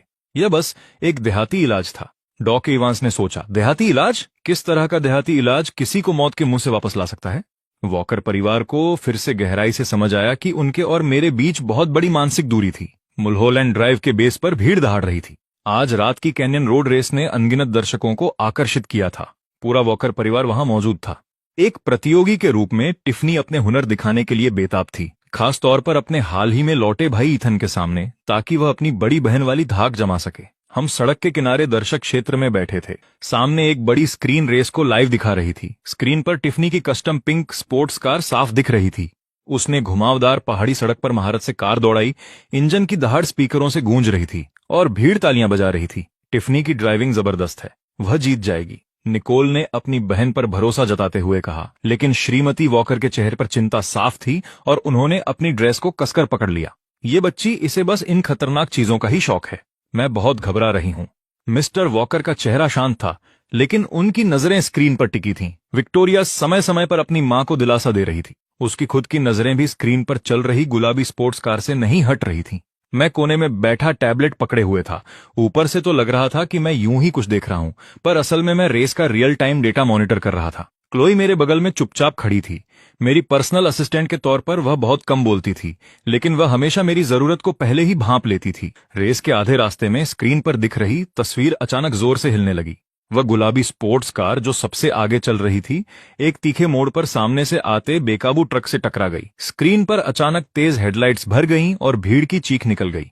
स्क्रीन पर यह क्या हो रहा है? टिफनी ने स्टीयरिंग घुमाया और कार सीधे गार्डरेल से जा टकराई। धातु के चीखने और एक जोरदार टक्कर के साथ कार पहाड़ी से नीचे गिर गई। कैमरा तुरंत होस्ट के घबराए हुए चेहरे पर वापस चला गया। श्रीमती वॉकर की आंखों के सामने अंधेरा छा गया और वह लगभग बेहोश हो गई। मां विक्टोरिया ने जल्दी से उन्हें थाम लिया। एम्बुलेंस को फोन करो। वहां भगदड़ मच गई और वॉकर परिवार बदहवास हो गया। निकोल ने तुरंत अपना लैपटॉप निकाला ताकि टिफनी का फोन ट्रैक कर सके, लेकिन घाटी में सिग्नल बहुत कमजोर था। स्क्रीन पर सिर्फ एक धुंधला सिग्नल रेडियस दिख रहा था, जिससे उसकी सटीक लोकेशन पता लगाना नामुमकिन था। अब हम क्या करें? हमें उसकी सही लोकेशन नहीं मिल रही है। रेस्क्यू टीम उसे ढूंढेगी कैसे? श्रीमती वॉकर फूट फूट कर रो रही थी। मिस्टर वॉकर का चेहरा सख्त था और वह बार बार रेस्क्यू हेल्पलाइन पर फोन लगाने की कोशिश कर रहे थे, लेकिन संपर्क नहीं हो पा रहा था। तभी मैंने ऊपर देखा। Latitude 4-5 degree north, longitude 308 degree west. ये कोऑर्डिनेट्स रेस्क्यू टीम को भेजो। इथन, तुम्हें इतनी सटीकता से कैसे पता? सिग्नल कटने से ठीक पहले मैंने उसके फोन से आखिरी लोकेशन पकड़ी थी। मैंने इलाके की बनावट और गिरने की दिशा के हिसाब से पोजीशन कैलकुलेट की है। मैंने शांत आवाज में कहा। मेरी उंगलियां अभी भी टैबलेट पर तेजी से चल रही थीं। विक्टोरिया के पास सवाल करने का वक्त नहीं था। उसने तुरंत रेस्क्यू टीम को जगह बता दी, लेकिन थोड़ी देर बाद रेडियो पर एक परेशान आवाज आई। वहां की ढलान बहुत खड़ी है। उस जगह तक पहुंचने में हमें 24 मिनट और लगेंगे। हमारे पास इतना वक्त नहीं है। 40 मिनट। टिफनी शायद तब तक न बच पाए। मिस्टर वॉकर बेचैनी से टहलने लगे। सर, मुझे जाने दें। मैंने प्रोफेशनल ट्रेनिंग ली है, मैं कर सकती हूँ। क्लोई ने, जो आमतौर पर बहुत शांत रहती थी, खुद को पेश किया, जिसे सुनकर सब हैरान रह गए। मैंने उसकी तरफ देखा। मेरी भौहें हल्की सी तन गईं। वॉकर परिवार में आने के बाद पहली बार मैंने अपनी भावनाओं को इतना साफ जाहिर किया था। ये बहुत खतरनाक है। मुझे पता था कि क्लोई कुशल है, लेकिन रात का अंधेरा, खड़ी ढलान और जोखिम बहुत ज्यादा था। मेरी आवाज में छिपी फिक्र ने वॉकर परिवार को हैरान कर दिया। मैं तो हमेशा इतना शांत और अलग रहता था, कभी अपनी भावनाएं इतने खुले तौर पर नहीं दिखाई। सर, मिस टिफनी की हालत गंभीर है, हम और इंतजार नहीं कर सकते, क्लोई ने जोर देकर कहा। उसकी आंखें दृढ़ और पक्की थीं। मैंने एक पल सोचा और फिर सिर हिला दिया। ठीक है, मैं तुम्हें रियल टाइम में गाइड करूंगा, अपना ख्याल रखना। मैंने तुरंत उसे फोन पर सबसे सही रास्ता भेज दिया। मेरी उंगलियां हल्की सी ठंडी हो रही थीं। शुक्रिया, क्लोई ने कहा। वह तुरंत मुड़ी। मैं ध्यान रखूंगी। अंधेरे का फायदा उठाकर वह फुर्ती से ढलान पर उतरने लगी। मैं स्थिर खड़ा रहा। मेरी नजरें उसी दिशा में टिकी थी जहां वह गई थी। ईथन आज से पहले किसी के लिए इतना परेशान कभी नहीं हुआ। विक्टोरिया ने गौर से मेरे तनावपूर्ण चेहरे को देखते हुए कहा। हर सेकंड एक युग की तरह बीत रहा था। दर्शक जा चुके थे, सिर्फ परेशान वॉकर परिवार बचा था। श्रीमती वॉकर लगातार प्रार्थना कर रही थी। मिस्टर वॉकर इधर उधर टहल रहे थे और निकोल अपने फोन पर क्लोई के जीपीएस सिग्नल को एकटक देख रही थी। आधे घंटे से ज्यादा वक्त के बाद आखिरकार रेडियो पर क्लोई की आवाज आई। मिस टिफनी को होश है, मैं उसे ऊपर लेकर आ रही हूँ। 10 मिनट और बीते तब कहीं जाकर ढलान के नीचे 2 आकृतियां दिखाई दी। क्लोई टिफनी को सहारा दिए हुए थी। उसके कदम लड़खड़ा रहे थे, पर वह अभी भी मजबूती से उसे थामे हुए थी। टिफनी का चेहरा सफेद पड़ गया था, माथे से खून बह रहा था और उसका बायां हाथ अजीब तरह से लटक रहा था। साफ था कि वह बुरी तरह घायल थी। टिफनी, श्रीमती वॉकर आगे दौड़ पड़ी और अपनी बेटी को गले लगाकर खुशी के आंसू बहाने लगी। रेस्क्यू टीम उसी वक्त पहुंची और तुरंत टिफनी के जख्मों की जांच शुरू की। शुरुआती जांच में बायां हाथ टूटा हुआ पाया गया। कई जगह अंदरूनी चोटें थीं और हल्का कंचन था। उन्होंने उसे स्ट्रेचर पर लिटाया और एम्बुलेंस में डाल दिया। मैं जल्दी से क्लोई के पास पहुंचा और गौर किया कि उसकी पैंट पर खून का बड़ा गहरा धब्बा फैल रहा था। जैसे ही वह लड़खड़ाई, मैंने उसे सहारा दिया। क्लोई ने एक हल्की सी मुस्कान दी। सर, मैं ठीक हूं, चिंता न करें। इससे पहले कि वह पूरी बात कह पाती, उसकी आंखों के आगे अंधेरा छा गया और वह गिर पड़ी। मैंने फुर्ती से उसे अपनी बाहों में थाम लिया। मैंने उसकी पैंट ऊपर की और देखा कि जांघ पर एक लंबा गहरा जख्म था जिससे लगातार खून बह रहा था। जल्दी इसे एम्बुलेंस में ले जाओ, मैंने चिल्लाते हुए कहा। क्लोई को थामे हुए मेरी आवाज में ऐसी हताशा थी जो मैंने पहले कभी नहीं दिखाई थी। अस्पताल के इमरजेंसी रूम में इलाज के बाद डॉक्टर बाहर आए और उनका चेहरा बहुत गंभीर था। डॉक्टर, वे कैसी हैं? मिस टिफनी के जख्म जानलेवा नहीं हैं, लेकिन मिस क्लोई का खून बहुत बह गया है। अस्पताल में ओ नेगेटिव ग्रुप की कमी है। हमें कोई गैर रिश्तेदार डोनर चाहिए। खून की कमी? आप खून की कमी कैसे कह सकते हैं? ये इमरजेंसी है। क्या कोई गैर रिश्तेदार डोनर है जिसका ब्लड ग्रुप ए है? श्रीमती वॉकर, विक्टोरिया और निकोल तीनों ने कहा कि उनका ब्लड ग्रुप ए है। डॉक्टर ने कहा, मैं आप सबका ब्लड सैंपल लेता हूं। कुछ ही मिनट बाद रिपोर्ट डॉक्टर के हाथ में थी। उन्होंने रिपोर्ट देखी। उनकी आवाज में हैरानी थी। यह अजीब है, आप सभी क्लोई के खून के रिश्तेदार हैं। नियमों के मुताबिक सीधे रिश्तेदार एक दूसरे को खून नहीं दे सकते क्योंकि रिजेक्शन का खतरा होता है। तभी मैंने कहा, मेरा ब्लड ग्रुप RH नेगेटिव है। आप इमरजेंसी के लिए मेरा खून ले सकते हैं। मेरी बात किसी बिजली की कड़क की तरह थी जिसने पूरे इमरजेंसी रूम को सन्नाटे में बदल दिया। ईथन, तुमने क्या कहा? तुम RH नेगेटिव हो। हमारा पूरा परिवार O पॉजिटिव है। तुम कैसे हो सकते हो? विक्टोरिया की आवाज धीमी पड़ गई, लेकिन सब समझ गए कि इसका मतलब क्या था। श्रीमती वॉकर को कुछ याद आया। उनका चेहरा पीला पड़ गया। जब तुम पैदा हुए थे तब अस्पताल में बड़ी गड़बड़ हुई थी। हमारी प्रतिद्वंद्वी कंपनी ने दखल दी थी और बच्चे बदल दिए गए थे। हमने हमेशा सोचा कि वो एक लड़का था। हमने कभी दोबारा नहीं सोचा, लेकिन मैंने कभी ये कल्पना नहीं की थी। मैंने शांति से एक फाइल निकाली। उस साल के सारे सर्विलांस रिकॉर्ड और स्टाफ ट्रांसफर लिस्ट यहाँ है। हमारे दुश्मनों ने वॉकर परिवार को बर्बाद करने के लिए बच्चे का लिंग जाने बिना ही मुझे उठा लिया था। बाद में सबूत मिटाने के लिए उन्होंने DNA सैंपल तक बदल दिए थे। इसीलिए टेस्ट रिपोर्ट में सब मैच कर गया था। असली वॉकर औलाद क्लोई है। उन्होंने इसे मेरा असिस्टेंट बना दिया था ताकि वह हमेशा एक गुलाम की तरह जिंदगी जिए। इस खुलासे ने सबको गहरा सदमा दिया। श्रीमती वॉकर ने अस्पताल के बिस्तर पर बेहोश पड़ी क्लोई को देखा। उनकी आंखों से आंसू बह रहे थे। मेरी बेटी, तुमने इन सालों में कितना कुछ सहा है। इमरजेंसी ट्रांसफ्यूजन के बाद आखिरकार क्लोई खतरे से बाहर आई और उसे धीरे धीरे होश आया। जब उसे अपनी असली पहचान का पता चला तो उसने अपने बिस्तर के पास मौजूद परिवार को देखा। उसकी आंखें भर आईं। टिफनी, उसका हाथ स्लिंग में था। उसने क्लोई के बिस्तर की तरफ झुककर भर्राई आवाज में कहा, तो हम असली परिवार हैं। क्लोई ने धीमी मुस्कान दी और हल्का सा सिर हिलाया। टिफनी, जो बीत गया वो बीत गया। अगले कुछ दिनों तक वॉकर परिवार ने बारी बारी से क्लोई और टिफनी की देखभाल की। प्रतिद्वंद्वी कंपनी की साजिश पूरी तरह बेनकाब हो गई थी। मिस्टर वॉकर का गुस्सा 7वें आसमान पर था। जो कोई भी मेरे परिवार को छूने की हिम्मत करेगा उसे इसकी कीमत चुकानी पड़ेगी। उनकी सारी क्रेडिट लाइन तुरंत बंद कर दो। मैं चाहता हूं कि 1 महीने के भीतर वे दिवालिया हो जाएं। कुछ दिनों बाद दोनों को अस्पताल से छुट्टी मिल गई। घर लौटते वक्त सूरज चमक रहा था। टिफनी ने कार में बैठे हुए अपने बगल में बैठी क्लोई को देखा और कहा, मैं अब कभी स्ट्रीट रेसिंग नहीं करूंगी। सच में एक बहन का होना मल्होलैंड ड्राइव की क्वीन होने से कहीं बेहतर है। वॉकर हवेली में सब कुछ अपनी पुरानी गर्माहट के साथ लौट आया था, बस एक नई रौनक के साथ। क्लोई आधिकारिक तौर पर वॉकर बेटी के रूप में परिवार का हिस्सा बन गई। मैं अभी भी वही शांत ईथन था, लेकिन जब मैं अपने परिवार को देखता तो मेरी आंखों में एक नई चमक होती। श्रीमती वॉकर ने अपनी दोनों बेटियों की सुरक्षित वापसी और परिवार के मिलन के जश्न के लिए शानदार दावत तैयार की थी। डाइनिंग टेबल पर टिफनी हमेशा की तरह चहकते हुए क्लोई से ढेरों सवाल पूछ रही थी। विक्टोरिया और निकोल भी अपनी खोई हुई बहन पर प्यार लुटा रही थीं। कुछ महीनों बाद वॉकर हवेली के बगीचे में गार्डनिया के फूल पूरे खिल चुके थे, जिनकी मीठी खुशबू हवा में घुली थी। मैं एक पत्थर की बेंच पर बैठा था। दूर मिसेज वॉकर को फूलों की कटाई में मदद करती क्लोई को देख रहा था। साधारण कपड़े पहने जिस कोमलता से उसकी उंगलियां पंखुड़ियों को छू रही थीं, वो किसी शांत चित्र जैसा था। ईथन, ठंडा ड्रिंक लो, ये ताजा निकाला हुआ तरबूज का जूस है। विक्टोरिया 2 गिलास लेकर आई और एक मुझे थमा दिया। उसकी हरकतें सौम्य थीं और उसकी आंखों में मेरे लिए गहरी चिंता थी।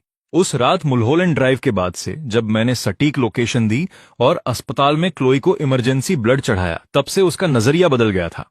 अब वो छोटे भाई के लिए बड़ी बहन वाला लाड़ नहीं था, बल्कि सम्मान और एक अवर्णनीय कोमलता का मिश्रण था। मैंने गिलास लिया और उसे धन्यवाद कहा। मैंने अभी एक घूंट ही लिया था कि टिफनी हाथ में नया गेम कंट्रोलर लिए दौड़ती हुई आई। ईथन, मेरे साथ कुछ राउंड खेलो। उसका बायां हाथ पूरी तरह ठीक हो चुका था और उसका व्यक्तित्व हमेशा की तरह चुलबुला था, पर मुझे देखते ही बड़ी बहन वाली वो पुरानी हेकड़ी गायब थी। उसकी जगह एक किशोरी जैसी झिझक आ गई थी। निकोल पास की एक बेंच पर बैठी थी। उसके लैपटॉप पर एक optimize mountain rescue route plan खुला था, जिसे उसने अभी पूरा किया था। मुझे देखते ही उसने धीरे से कहा, ईथन, जरा ये देखो, पिछली बार तुमने जो फॉल्ट ट्रेजेक्ट्री डेटा कैलकुलेट किया था वो बहुत काम आया। मैंने उसके आधार पर कुछ और चीजें जोड़ी हैं, शायद भविष्य में ये और लोगों की मदद कर सके। उसकी आवाज कोमल थी और उसकी नजर में साफ तौर पर प्रशंसा झलक रही थी। तभी मुझे समझ आया कि वॉकर परिवार की तीनों बहनों के मन में मेरे लिए क्या है। ये भावनाएं मुल्होलैंड ड्राइव पर हुए उस जीवन मरण वाले बचाव से उपजी थीं, उस कठिन परिस्थिति में एक दूसरे को दिए गए समर्थन से। इसका खून के रिश्तों या ओहदे से कोई लेना देना नहीं था, ये सिर्फ शुद्ध स्नेह था। लेकिन मेरा दिल तो पहले से ही क्लोई से भरा हुआ था। उसके निस्वार्थ बचाव से लेकर अस्पताल के उस संघर्ष तक उसकी हिम्मत और कोमलता मेरी आत्मा में गहराई से बस गई थी। क्लोई ने शायद ये हलचल देखी और मुस्कुराते हुए पास आई। उसके हाथ में आम का एक ताजा कटा टुकड़ा था। ईथन, इसे चखो, ये अभी कटा है। उसने आम मेरे होठों के पास रखा। उसकी आंखों में वो कोमलता किसी झरने जैसी साफ थी, जिसमें एक ऐसी समझ थी जो सिर्फ हम दोनों के बीच थी। विक्टोरिया ने हमें देखा और कहा, क्लोई, अब तुम वॉकर परिवार का खजाना हो। अगर किसी ने तुम्हें तंग करने की हिम्मत की तो हम तीनों उसे कभी माफ नहीं करेंगी। सूरज की सुनहरी किरणों ने बगीचे को नहला दिया था और घास पर हमारी परछाइयां लंबी खिंच रही थीं।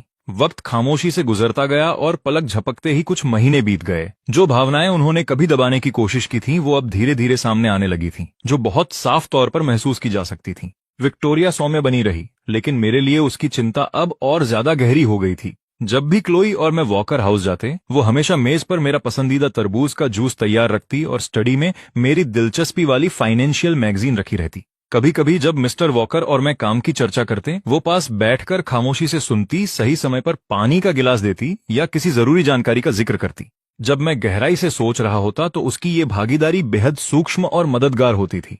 एक बार मैंने यूं ही जिक्र किया कि मुझे हाथ से बनी लकड़ी की सजावट पसंद है। कुछ ही समय बाद मेरे बुकशेल्फ पर लकड़ी की एक अनूठी नक्काशी दिखाई दी। विक्टोरिया ने बेपरवाही से कहा, मुझे ये खरीदारी के दौरान मिली और लगा कि ये बहुत अलग है तो ले ली। अगर तुम्हें पसंद हो तो इसे यहाँ रख लो। मैंने उसकी आंखों में उस पल के लिए जगी उम्मीद देखी और समझ गया, पर मैं सिर्फ मुस्कुरा पाया। उसे धन्यवाद दिया और वो सजावट क्लोई को दे दी। क्लोई को वो बहुत पसंद आई। वो उसे अपने हाथों में थामे रही। जब विक्टोरिया ने ये देखा तो उसकी आंखों की चमक एक पल के लिए फीकी पड़ गई। फिर उसकी सौम्य मुस्कान वापस आ गई। टिफनी का तरीका ज्यादा सीधा था, पर फिर भी संयमित। वो अब सिर्फ मुझे वीडियो गेम खेलने के लिए नहीं बुलाती थी, बल्कि मुझे अकेले में मिलने के लिए हर तरह के बहाने ढूंढती थी। एक दिन वो एक नया स्पोर्ट्स एरिना था जहां के बेहतरीन उपकरणों को वो मुझे आजमाना चाहती थी। अगले दिन उसे ड्राइविंग सीखनी थी और उसने मुझसे अपना इंस्ट्रक्टर बनने को कहा। जब भी हम मिलते वो पूरी तैयारी के साथ आती और हमेशा से ज्यादा बातूनी हो जाती। वो उत्साह के साथ अपनी जिंदगी के मजेदार किस्से सुनाती, या जब मैं गाड़ी चला रहा होता तो मुझे छिप छिप कर देखती। उसकी आंखें उस स्नेह से भरी थीं जिसे वो छिपा नहीं पा रही थी। एक बार ड्राइविंग प्रैक्टिस के दौरान हम एक मिठाई की दुकान के पास से गुजरे। उसने अंदर जाकर आइसक्रीम लेने की जिद की और खास तौर पर मेरा पसंदीदा चॉकलेट फ्लेवर चुना। जब उसने मुझे वो दिया तो उसकी उंगलियां हल्की गर्म थीं। यहाँ की आइसक्रीम कमाल की है, तुम्हें चखनी चाहिए। मैंने आइसक्रीम ली, उसके गालों पर लाली देखी और बस न देखने का नाटक ही कर सका। मैंने मुस्कुराकर ड्राइविंग तकनीकों पर बात शुरू कर दी, उसकी आंखों के भावों को जानबूझकर नजरअंदाज करते हुए। निकोल खामोश और संयमित बनी रही। उसकी भावनाएं उसके काम के प्रति समर्पण और बारीकियों पर ध्यान देने की आदत में दबी थीं। माउंटेन रेस्क्यू रूट ऑप्टिमाइजेशन के बाद से वो अक्सर काम पर चर्चा करने के लिए मुझे ढूंढती। वो मुझे लेटेस्ट रूट डेटा भेजती और उन हिस्सों को हाईलाइट करती जहां उसे कैलकुलेशन में मेरी मदद चाहिए होती। कभी कभी वो मेरे ऑफिस के पास की कॉफी शॉप में भी आ जाती और हम साथ बैठकर लैपटॉप पर तर्क वितर्क करते। उसकी नजरें केंद्रित होती और पेशेवर मामलों पर बात करते समय वो काफी साफ और स्पष्ट होती थी। लेकिन बीच बीच में जब वो खामोश होती और उसकी नजरें मुझ पर टिकती तो उनमें एक अदृश्य कोमलता होती थी।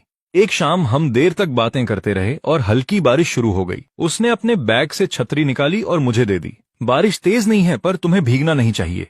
मैंने देखा कि छतरी के हैंडल पर मैट फिनिश थी, मेरी पसंदीदा, जिसे उसने साफ तौर पर खास मेरे लिए तैयार किया था। मैंने छतरी ली, धीरे से धन्यवाद कहा और मुड़कर देखा कि क्लोई पास ही अपनी छतरी लिए मेरा इंतजार कर रही थी। मैं तेजी से उसके पास गया, निकोल की छतरी बंद की, क्लोई के हाथ वाली छतरी ली और स्वाभाविक रूप से अपना हाथ उसके कंधे पर रख दिया। निकोल वहीं खड़ी होकर हमारे दूर जाने को देखती रही।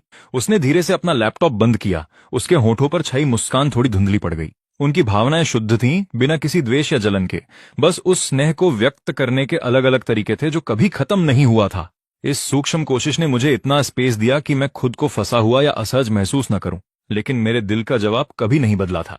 क्लोई की छवि मेरे हर विचार में बसी थी। उनकी हर दयालुता ने क्लोई के लिए मेरे प्यार को और साफ कर दिया था। क्लोई, जो काफी समझदार थी, उसने स्वाभाविक रूप से तीनों बहनों के बदलते व्यवहार को नोटिस कर लिया, लेकिन उसने कभी कोई घबराहट या शक जाहिर नहीं किया। वो सौम्य और शांत बनी रही। जब भी विक्टोरिया मेरी पसंद की कोई चीज बनाती, क्लोई मुस्कुराकर उसे लेती और विक्टोरिया की संवेदनशीलता की सच्ची प्रशंसा करती। जब टिफनी मुझे स्पोर्ट्स एरिना या ड्राइविंग प्रैक्टिस के लिए ले जाती, क्लोई मुझे सुरक्षित रहने की याद दिलाती और लौटने पर हमारी बातें उत्साह से सुनती। जब निकोल और मैं काम पर चर्चा करते, वो पास ही खामोशी से बैठकर किताब पढ़ती या हमारे लिए चाय तैयार करती। एक बार जब क्लोई और मैं अकेले थे, उसने धीरे से पूछा, ईथन, क्या तुमने नोटिस किया कि बहनें आजकल तुम्हारे प्रति थोड़ा अलग व्यवहार कर रही हैं? मैंने उसका हाथ पकड़ा और सीधे उसकी आंखों में देखा। लेकिन मेरे दिल में सिर्फ तुम हो, हमेशा से सिर्फ तुम ही रही हो। क्लोई की आंखों में एक सौम्य मुस्कान चमक उठी और उसने अपना सिर मेरे कंधे पर टिका दिया। मैं जानती हूं, मुझे तुम पर भरोसा है। अगले दिन मैंने क्लोई के साथ पहले ही प्लान बनाया और उसे काउंटी क्लर्क के ऑफिस ले गया। क्लोई पैसेंजर सीट पर बैठी उत्सुकता से बाहर के नजरों को उड़ते हुए देख रही थी। उसने धीरे से पूछा, ईथन, हम यहाँ क्या कर रहे हैं? मैंने उसका हाथ थामा, उसकी हथेली की ठंडक महसूस की। मेरी नजरें गंभीर और दृढ़ थीं। मैं हमारे नाम बदलना चाहता हूँ। क्लोई ठिठक गई। पलकें झपकाते हुए उसकी लंबी पलकें तितली के पंखों की तरह फड़फड़ा रही थीं। हमारे नाम बदलना? हाँ, मैंने सिर हिलाया। मेरी आवाज कोमल लेकिन मजबूत थी। तुम वॉकर परिवार की बेटी हो तो तुम्हें उनका नाम मिलना चाहिए। मैं तुम्हें क्लोई वॉकर बनाना चाहता हूँ, इस परिवार का हिस्सा, और मैं अपना सरनेम छोड़ना चाहता हूँ। मैं बस ईथन रहूंगा, सिर्फ तुम्हारा ईथन, ताकि मैं उम्र भर तुम्हारी रक्षा कर सकूं और तुम्हें सुरक्षित रख सकूं, बिना किसी और ध्यान भटकाने वाली चीज के। क्लोई की आंखें तुरंत नम हो गईं। आंसू छलक आए, लेकिन वो मुस्कुरा उठी। उसने जोर से सिर हिलाया। उसकी आवाज भावनाओं से भर गई। मैं तुम्हारी बात मानूंगी ईथन। अब से मैं क्लोई वॉकर हूं और सिर्फ तुम्हारी क्लोई वॉकर रहूंगी। नाम बदलने की प्रक्रिया सुचारू रही। जिस पल उसे अपना नया आईडी कार्ड मिला, क्लोई ने उसे सावधानी से थामा। उसकी उंगलियां बार बार क्लोई वॉकर नाम पर घूम रही थीं। उसकी आंखों में एक खुशनुमा मुस्कान थी। ऑफिस की खिड़की से सूरज की रोशनी छनकर आ रही थी, उसके चेहरे को रोशन कर रही थी, और उसकी आंख के पास वाला तिल और साफ दिख रहा था। मैंने उसे अपनी बाहों में भर लिया और उसके माथे पर एक कोमल चुंबन किया। मैं उम्र भर सिर्फ तुम्हारा हूं। जब नाम बदलने की खबर वॉकर हाउस पहुंची तो मिसेज वॉकर मुस्कुराती ही रह गई। उसने क्लोई का हाथ थामकर सहलाया। क्लोई वॉकर, ये कितना प्यारा नाम है, हमारी बच्ची के लिए एकदम सही। मिस्टर वॉकर ने भी सिर हिलाया। उनकी आंखों में मेरी तरफ देखते हुए पूरी मंजूरी थी। हाँ ईथन, तुमने बहुत सोच समझकर फैसला किया। अब से तुम्हें क्लोई का बहुत ख्याल रखना है। डैड, चिंता मत कीजिए, मैं रखूंगा। हालांकि तीनों बहनों की प्रतिक्रिया कुछ मिलीजुली थी। विक्टोरिया ने हमें देखा। उसके चेहरे पर अभी भी एक कोमल मुस्कान थी, लेकिन उसकी आंखों में मायूसी की एक झलक दिखी। उसने पानी का अपना गिलास उठाया, एक घूंट भरा और धीरे से कहा, क्लोई ईथन, बधाई हो। नाम बदलना एक अच्छी बात है, बस मुझे अब तुम्हें क्लोई वॉकर कहने की आदत डालनी होगी। बोलते हुए उसने मुझे एक नजरिया दिया। उसकी आंखों में छिपे दुख को छुपा न सकी। निकोल ने धीरे से कहा, इसका अर्थ बहुत सुंदर है। मैं तुम दोनों के लिए शुभकामनाएं देती हूँ। लेकिन उसकी गोद में टिका हाथ खामोशी से मुट्ठी में बंद हो गया। मैं जानता था कि उन्होंने पूरी तरह से हार नहीं मानी थी। मुझे एक साफ लकीर खींचनी थी, क्लोई के भरोसे का सम्मान करने के लिए और तीनों बहनों को उनकी अपनी जिंदगी जीने देने के लिए। उस वीकेंड वॉकर परिवार ने डिनर पार्टी रखी। बगीचा रोशनी से सजा था और गार्डिनिया की शाखाओं पर लाल लालटेन लटक रही थीं, जो पूरे आंगन में गर्माहट बिखेर रही थीं। मिस्टर वॉकर ने अपना गिलास उठाया और मुस्कुराए। मैंने आज सबको यहाँ बुलाया है, पहला क्लोई और ईथन के नाम बदलने का जश्न मनाने के लिए, और दूसरा ताकि परिवार साथ में अच्छा वक्त बिता सके। सबने अपने गिलास उठाए। क्रिस्टल के टकराने की आवाज हंसी और खुशनुमा बातों के बीच पूरे बगीचे में गूंज रही थी। डिनर के बीच में मैंने अपना गिलास नीचे रखा, एक गहरी सांस ली और खड़ा हुआ। बड़ों, बहनों, मेरे पास घोषणा करने के लिए कुछ जरूरी है। सबकी नजरें मुझ पर टिक गईं। क्लोई, जो मेरे बगल में बैठी थी, उसने ऊपर देखा। उसकी आंखों में उलझन और उम्मीद का मिश्रण था। मैंने उसका हाथ थाम लिया। उसकी उंगलियां हल्की ठंडी थीं, पर उसने कसकर हाथ दबाया, मुझे हिम्मत देते हुए। मेरी नजरें वहां मौजूद हर किसी पर घूमी, अंत में तीनों बहनों पर आकर रुक गईं। तुम सबने मुझे जो प्यार और देखभाल दी, उसके लिए शुक्रिया। हमारी अजीब सी पहली मुलाकात से लेकर साथ बिताए हर पल तक मैंने तुम्हारी दयालुता, सच्चाई और कोमलता को देखा और सहेजा है। विक्टोरिया, तुमने हमेशा चुपचाप मेरी पसंदीदा चीजें तैयार की, और जब डैड और मैं काम की बात करते तो मुझे चालाकी से जरूरी जानकारी की याद दिलाई। तुम्हारी समझदारी और गरिमा ने मुझे परिवार की गर्माहट महसूस कराई। मैंने विक्टोरिया की तरफ देखा, उसकी आंखें हल्की लाल थीं और उसके हाथ में शराब का गिलास कांप रहा था। तुमने मुझे इतनी सारी नई चीजों से रूबरू कराया, स्पोर्ट्स एरिना से लेकर ड्राइविंग प्रैक्टिस तक। तुमने मेरी जिंदगी में बहुत मजा भरा है। तुम्हारी ऊर्जा और ईमानदारी एक छोटे सूरज की तरह है जो अपने आसपास के हर इंसान को गर्माहट देती है। टिफनी ने नजरें झुका लीं, उसकी लंबी पलकों ने उसकी आंखों के भावों को छिपा लिया और उसके कंधे हल्के से कांप रहे थे। निकोल, तुम हमेशा पेशेवर मामलों पर चर्चा करने के लिए काम का बहाना बनाती थी। मैं तुम्हारे फोकस और तुम्हारे कोमल स्वभाव का बहुत सम्मान करता हूँ। निकोल ने अपनी आंखों की नमी छिपाने के लिए हाथ से बालों को ठीक किया। मैं आप सभी का बेहद शुक्रगुजार हूँ। मेरी आवाज धीमी थी पर दृढ़। मेरे दिल में तुम हमेशा क्लोई की प्यारी बहनें रहोगी और तुम हमेशा मेरी बहनें रहोगी। मैं इस पारिवारिक बंधन को हमेशा संजो कर रखूंगा और मैं क्लोई का बहुत ख्याल रखूंगा। यह कहने के बाद मैंने और देर नहीं की। मैंने अपनी जेब से मखमली डिब्बा निकाला, घुटने के बल बैठकर उसे खोला। अंदर एक सादी शानदार हीरे की अंगूठी थी। उसका पत्थर मंद लेकिन स्थिर चमक से दमक रहा था। मैंने यह अंगूठी खास तौर पर बनवाई थी, जिसके अंदर हमारे नाम के शुरुआती अक्षर गुदवाए हैं, जो हमारे अटूट बंधन का प्रतीक हैं। मैंने क्लोई की ओर देखा, मेरी आंखें प्यार से भरी थीं। क्लोई, इतने सालों के साथ के बाद मुझे लगा कि तुम्हारे लिए मेरी भावनाएं सिर्फ लंबे साथ की एक आदत हैं, लेकिन जब तुम घायल हुई तो मैं आखिरकार अपना दिल समझ पाया। मुझे पता है मेरे पास कहने को कोई बनावटी शब्द नहीं है, बस एक दिल है जो अपनी बाकी जिंदगी तुम्हारे साथ बिताना चाहता है। क्या तुम मुझसे शादी करोगी? क्लोई पूरी तरह दंग थी, उसकी आंखों से आंसू बहने लगे। उसने जोर से सिर हिलाया, उसकी आवाज भावनाओं के कारण रुंध गई थी। मैं तैयार हूं, मैंने खड़े होकर धीरे से अंगूठी उसकी उंगली में डाली और उसे कसकर गले लगा लिया। उसका शरीर कांप रहा था जब उसने मेरी कमर को थाम लिया, जैसे वह खुद को मुझसे एक कर लेना चाहती हो। मिसेज वॉकर की आंखें पहले से ही लाल थीं। उन्होंने मिस्टर वॉकर का हाथ थामकर दोहराया, यह बहुत खूबसूरत है, वाकई बहुत खूबसूरत। हाँ, मिस्टर वॉकर ने राहत भरी मुस्कान के साथ कहा और चुपके से अपनी आस्तीन से आंखें पोंछी। बच्चों की मुश्किलें आखिरकार खत्म हुई। अब से हमारा परिवार वाकई पूरा हुआ। विक्टोरिया आगे आई और उसने धीरे से मेरे कंधे पर हाथ रखा। उसके चेहरे पर सच्ची राहत झलक रही थी। मैं तुम दोनों के खुश रहने की कामना करती हूँ। शुक्रिया विक्टोरिया, मैं क्लोई का बहुत ख्याल रखूंगा। टिफनी भी आई, उसकी आंखें थोड़ी लाल थीं, लेकिन उसकी मुस्कान सच्ची थी। ईथन, बेहतर होगा कि तुम मेरी बहन के साथ अच्छे से रहो। उसने प्यार से क्लोई के गाल नोचे। दोनों बहनों ने एक दूसरे को देखा और मुस्कुरा दी। उनके बीच की सारी दूरियां पिघल गईं। चिंता मत करो टिफनी। निकोल ने चश्मा ठीक किया और धीमी आवाज में कहा, क्लोई, ईथन, मैं तुम्हारे सुखी जीवन की कामना करती हूँ। अब से हम सब एक परिवार हैं। उसका लहजा कोमल था, लेकिन अब उसमें शांति और सच्चाई थी। क्लोई और मैंने एक दूसरे को देखा। हमारी आंखें कृतज्ञता और खुशी से भरी थीं। मैं जानता था कि तीनों बहनों ने वाकई सब कुछ भुला दिया है और उनका आशीर्वाद अनमोल था। आने वाले दिनों में हमने अपनी शादी की योजना बनानी शुरू की। क्लोई ने कहा कि उसने हमेशा धूप में फूलों की खुशबू के बीच दोस्तों और परिवार के आशीर्वाद के साथ एक लंबी शादी का सपना देखा था। ठीक है, मैंने तुरंत सहमति दे दी। तुम जो चाहोगी मैं उसे हकीकत बनाने की पूरी कोशिश करूंगा। शादी अगले वसंत में गांव के एक प्राइवेट एस्टेट में तय हुई। वहां का लॉन हरे मखमली कालीन जैसा तैयार किया गया था।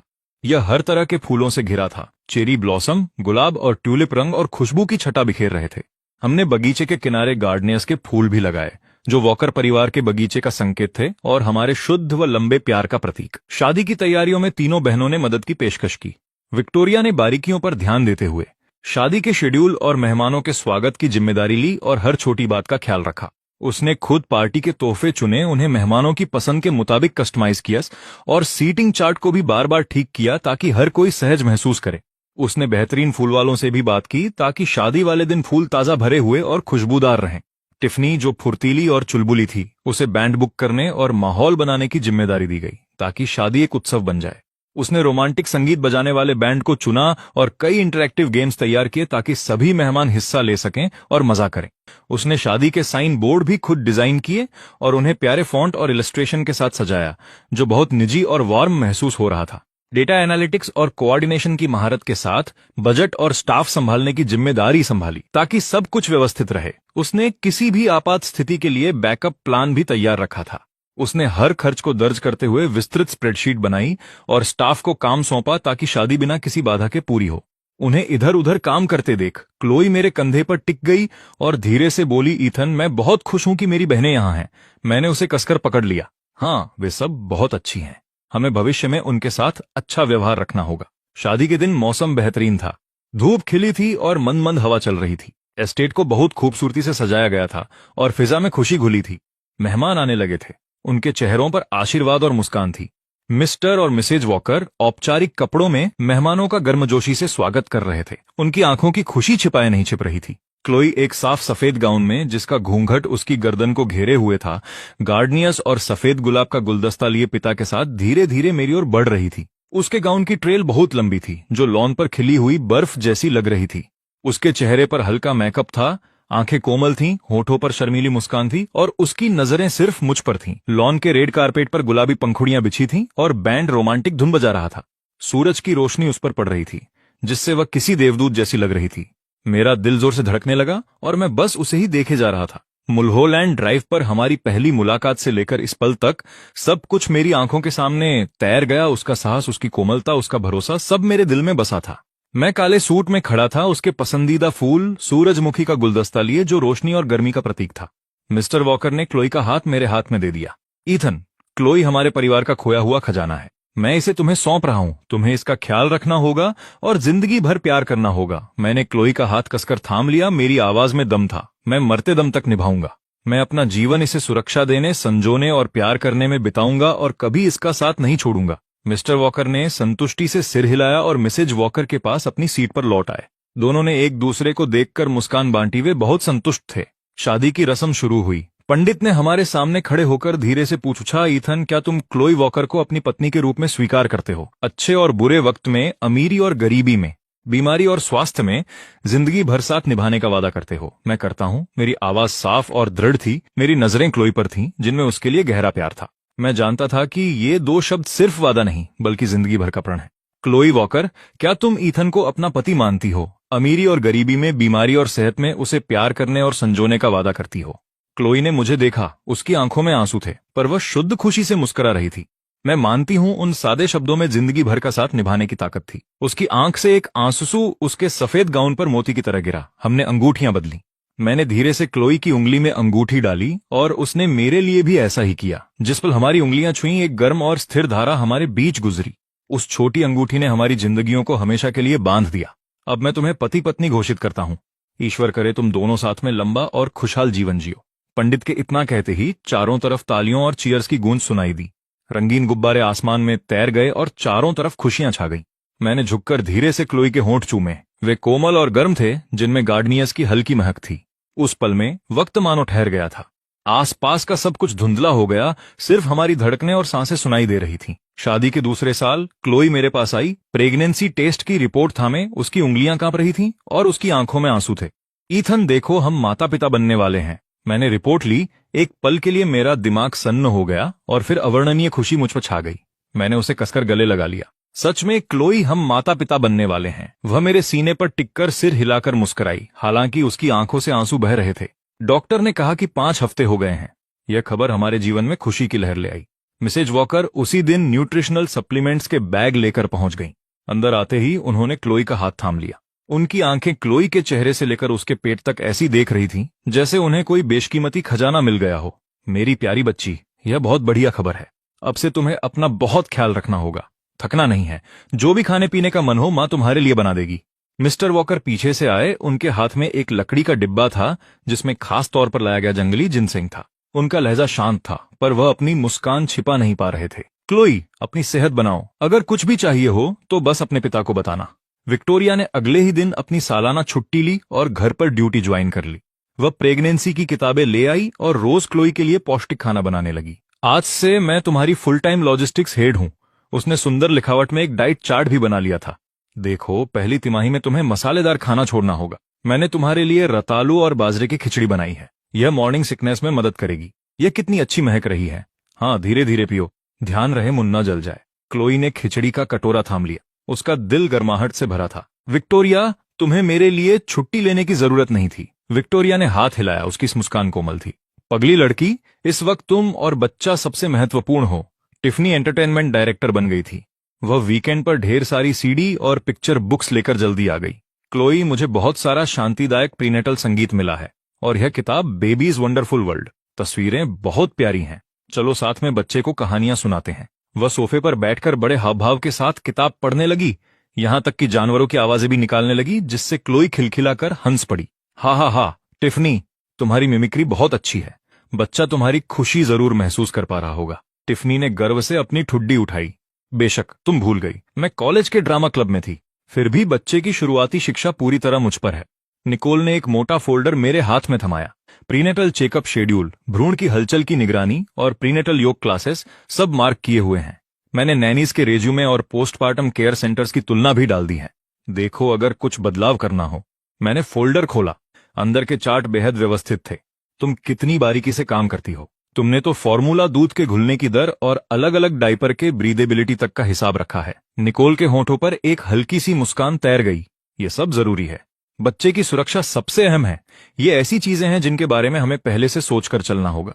क्लोई की प्रेगनेंसी की शुरुआती लक्षण बहुत ज्यादा गंभीर नहीं थे, पर उसे अक्सर थकान और नींद महसूस होती थी। मैंने अपने काम के शेड्यूल से ज्यादातर फालतू काम हटा दिए ताकि मैं समय पर घर आ सकूं और उसके साथ रह सकूं। हर रात मैं धीरे से अपना सिर उसके पेट पर रख देता, अंदर की हलचल सुनने की कोशिश करता और उस नन्ही सी जान के बढ़ने की कल्पना करता। क्लोई मुस्कुराती और मेरे बालों में हाथ फेरती। उसकी आंखों में ढेर सारे सपने होते। ईथन, तुम्हें क्या लगता है, बच्चा तुम्हारी तरह होगा या मेरी तरह? मैंने उसका हाथ पकड़ा और अपनी हथेलियों में दबाया। मैं उम्मीद करता हूं कि बच्चा तुम्हारी तरह हो, विनम्र और दयालु, और अगर उसकी आंखें तुम्हारी जैसी हुई तो वो बहुत सुंदर होगा। वह मुस्कुराई। उसकी आंखों के कोने मुड़ गए। चांदनी में उसका चेहरा बेहद कोमल लग रहा था। खैर, मुझे उम्मीद है कि बच्चा तुम्हारी तरह हो, बहादुर और जिम्मेदार, ताकि वो भविष्य में खुद की रक्षा कर सके। जैसे जैसे हफ्तों बीते, क्लोई का पेट बड़ा हो गया और हिलना डुलना मुश्किल होता गया। रात में कमर दर्द की वजह से उसे नींद आने में दिक्कत होती थी, इसलिए मैं उसके साथ जागता, उसकी कमर मालिश करता और उसे आरामदेह स्थिति पाने में मदद करता। सुनो ईथन, तुम्हें मेरे साथ जागने की जरूरत नहीं है। तुम्हें कल काम पर भी जाना है। मैंने सिर हिलाया और धीरे से उसकी कमर की मालिश करना जारी रखा। सब ठीक है। जब तुम असहज हो तो मैं भला कैसे सो सकता हूँ? वैसे भी यहाँ तुम्हारे और बच्चे के साथ रहना मुझे खुशी देता है।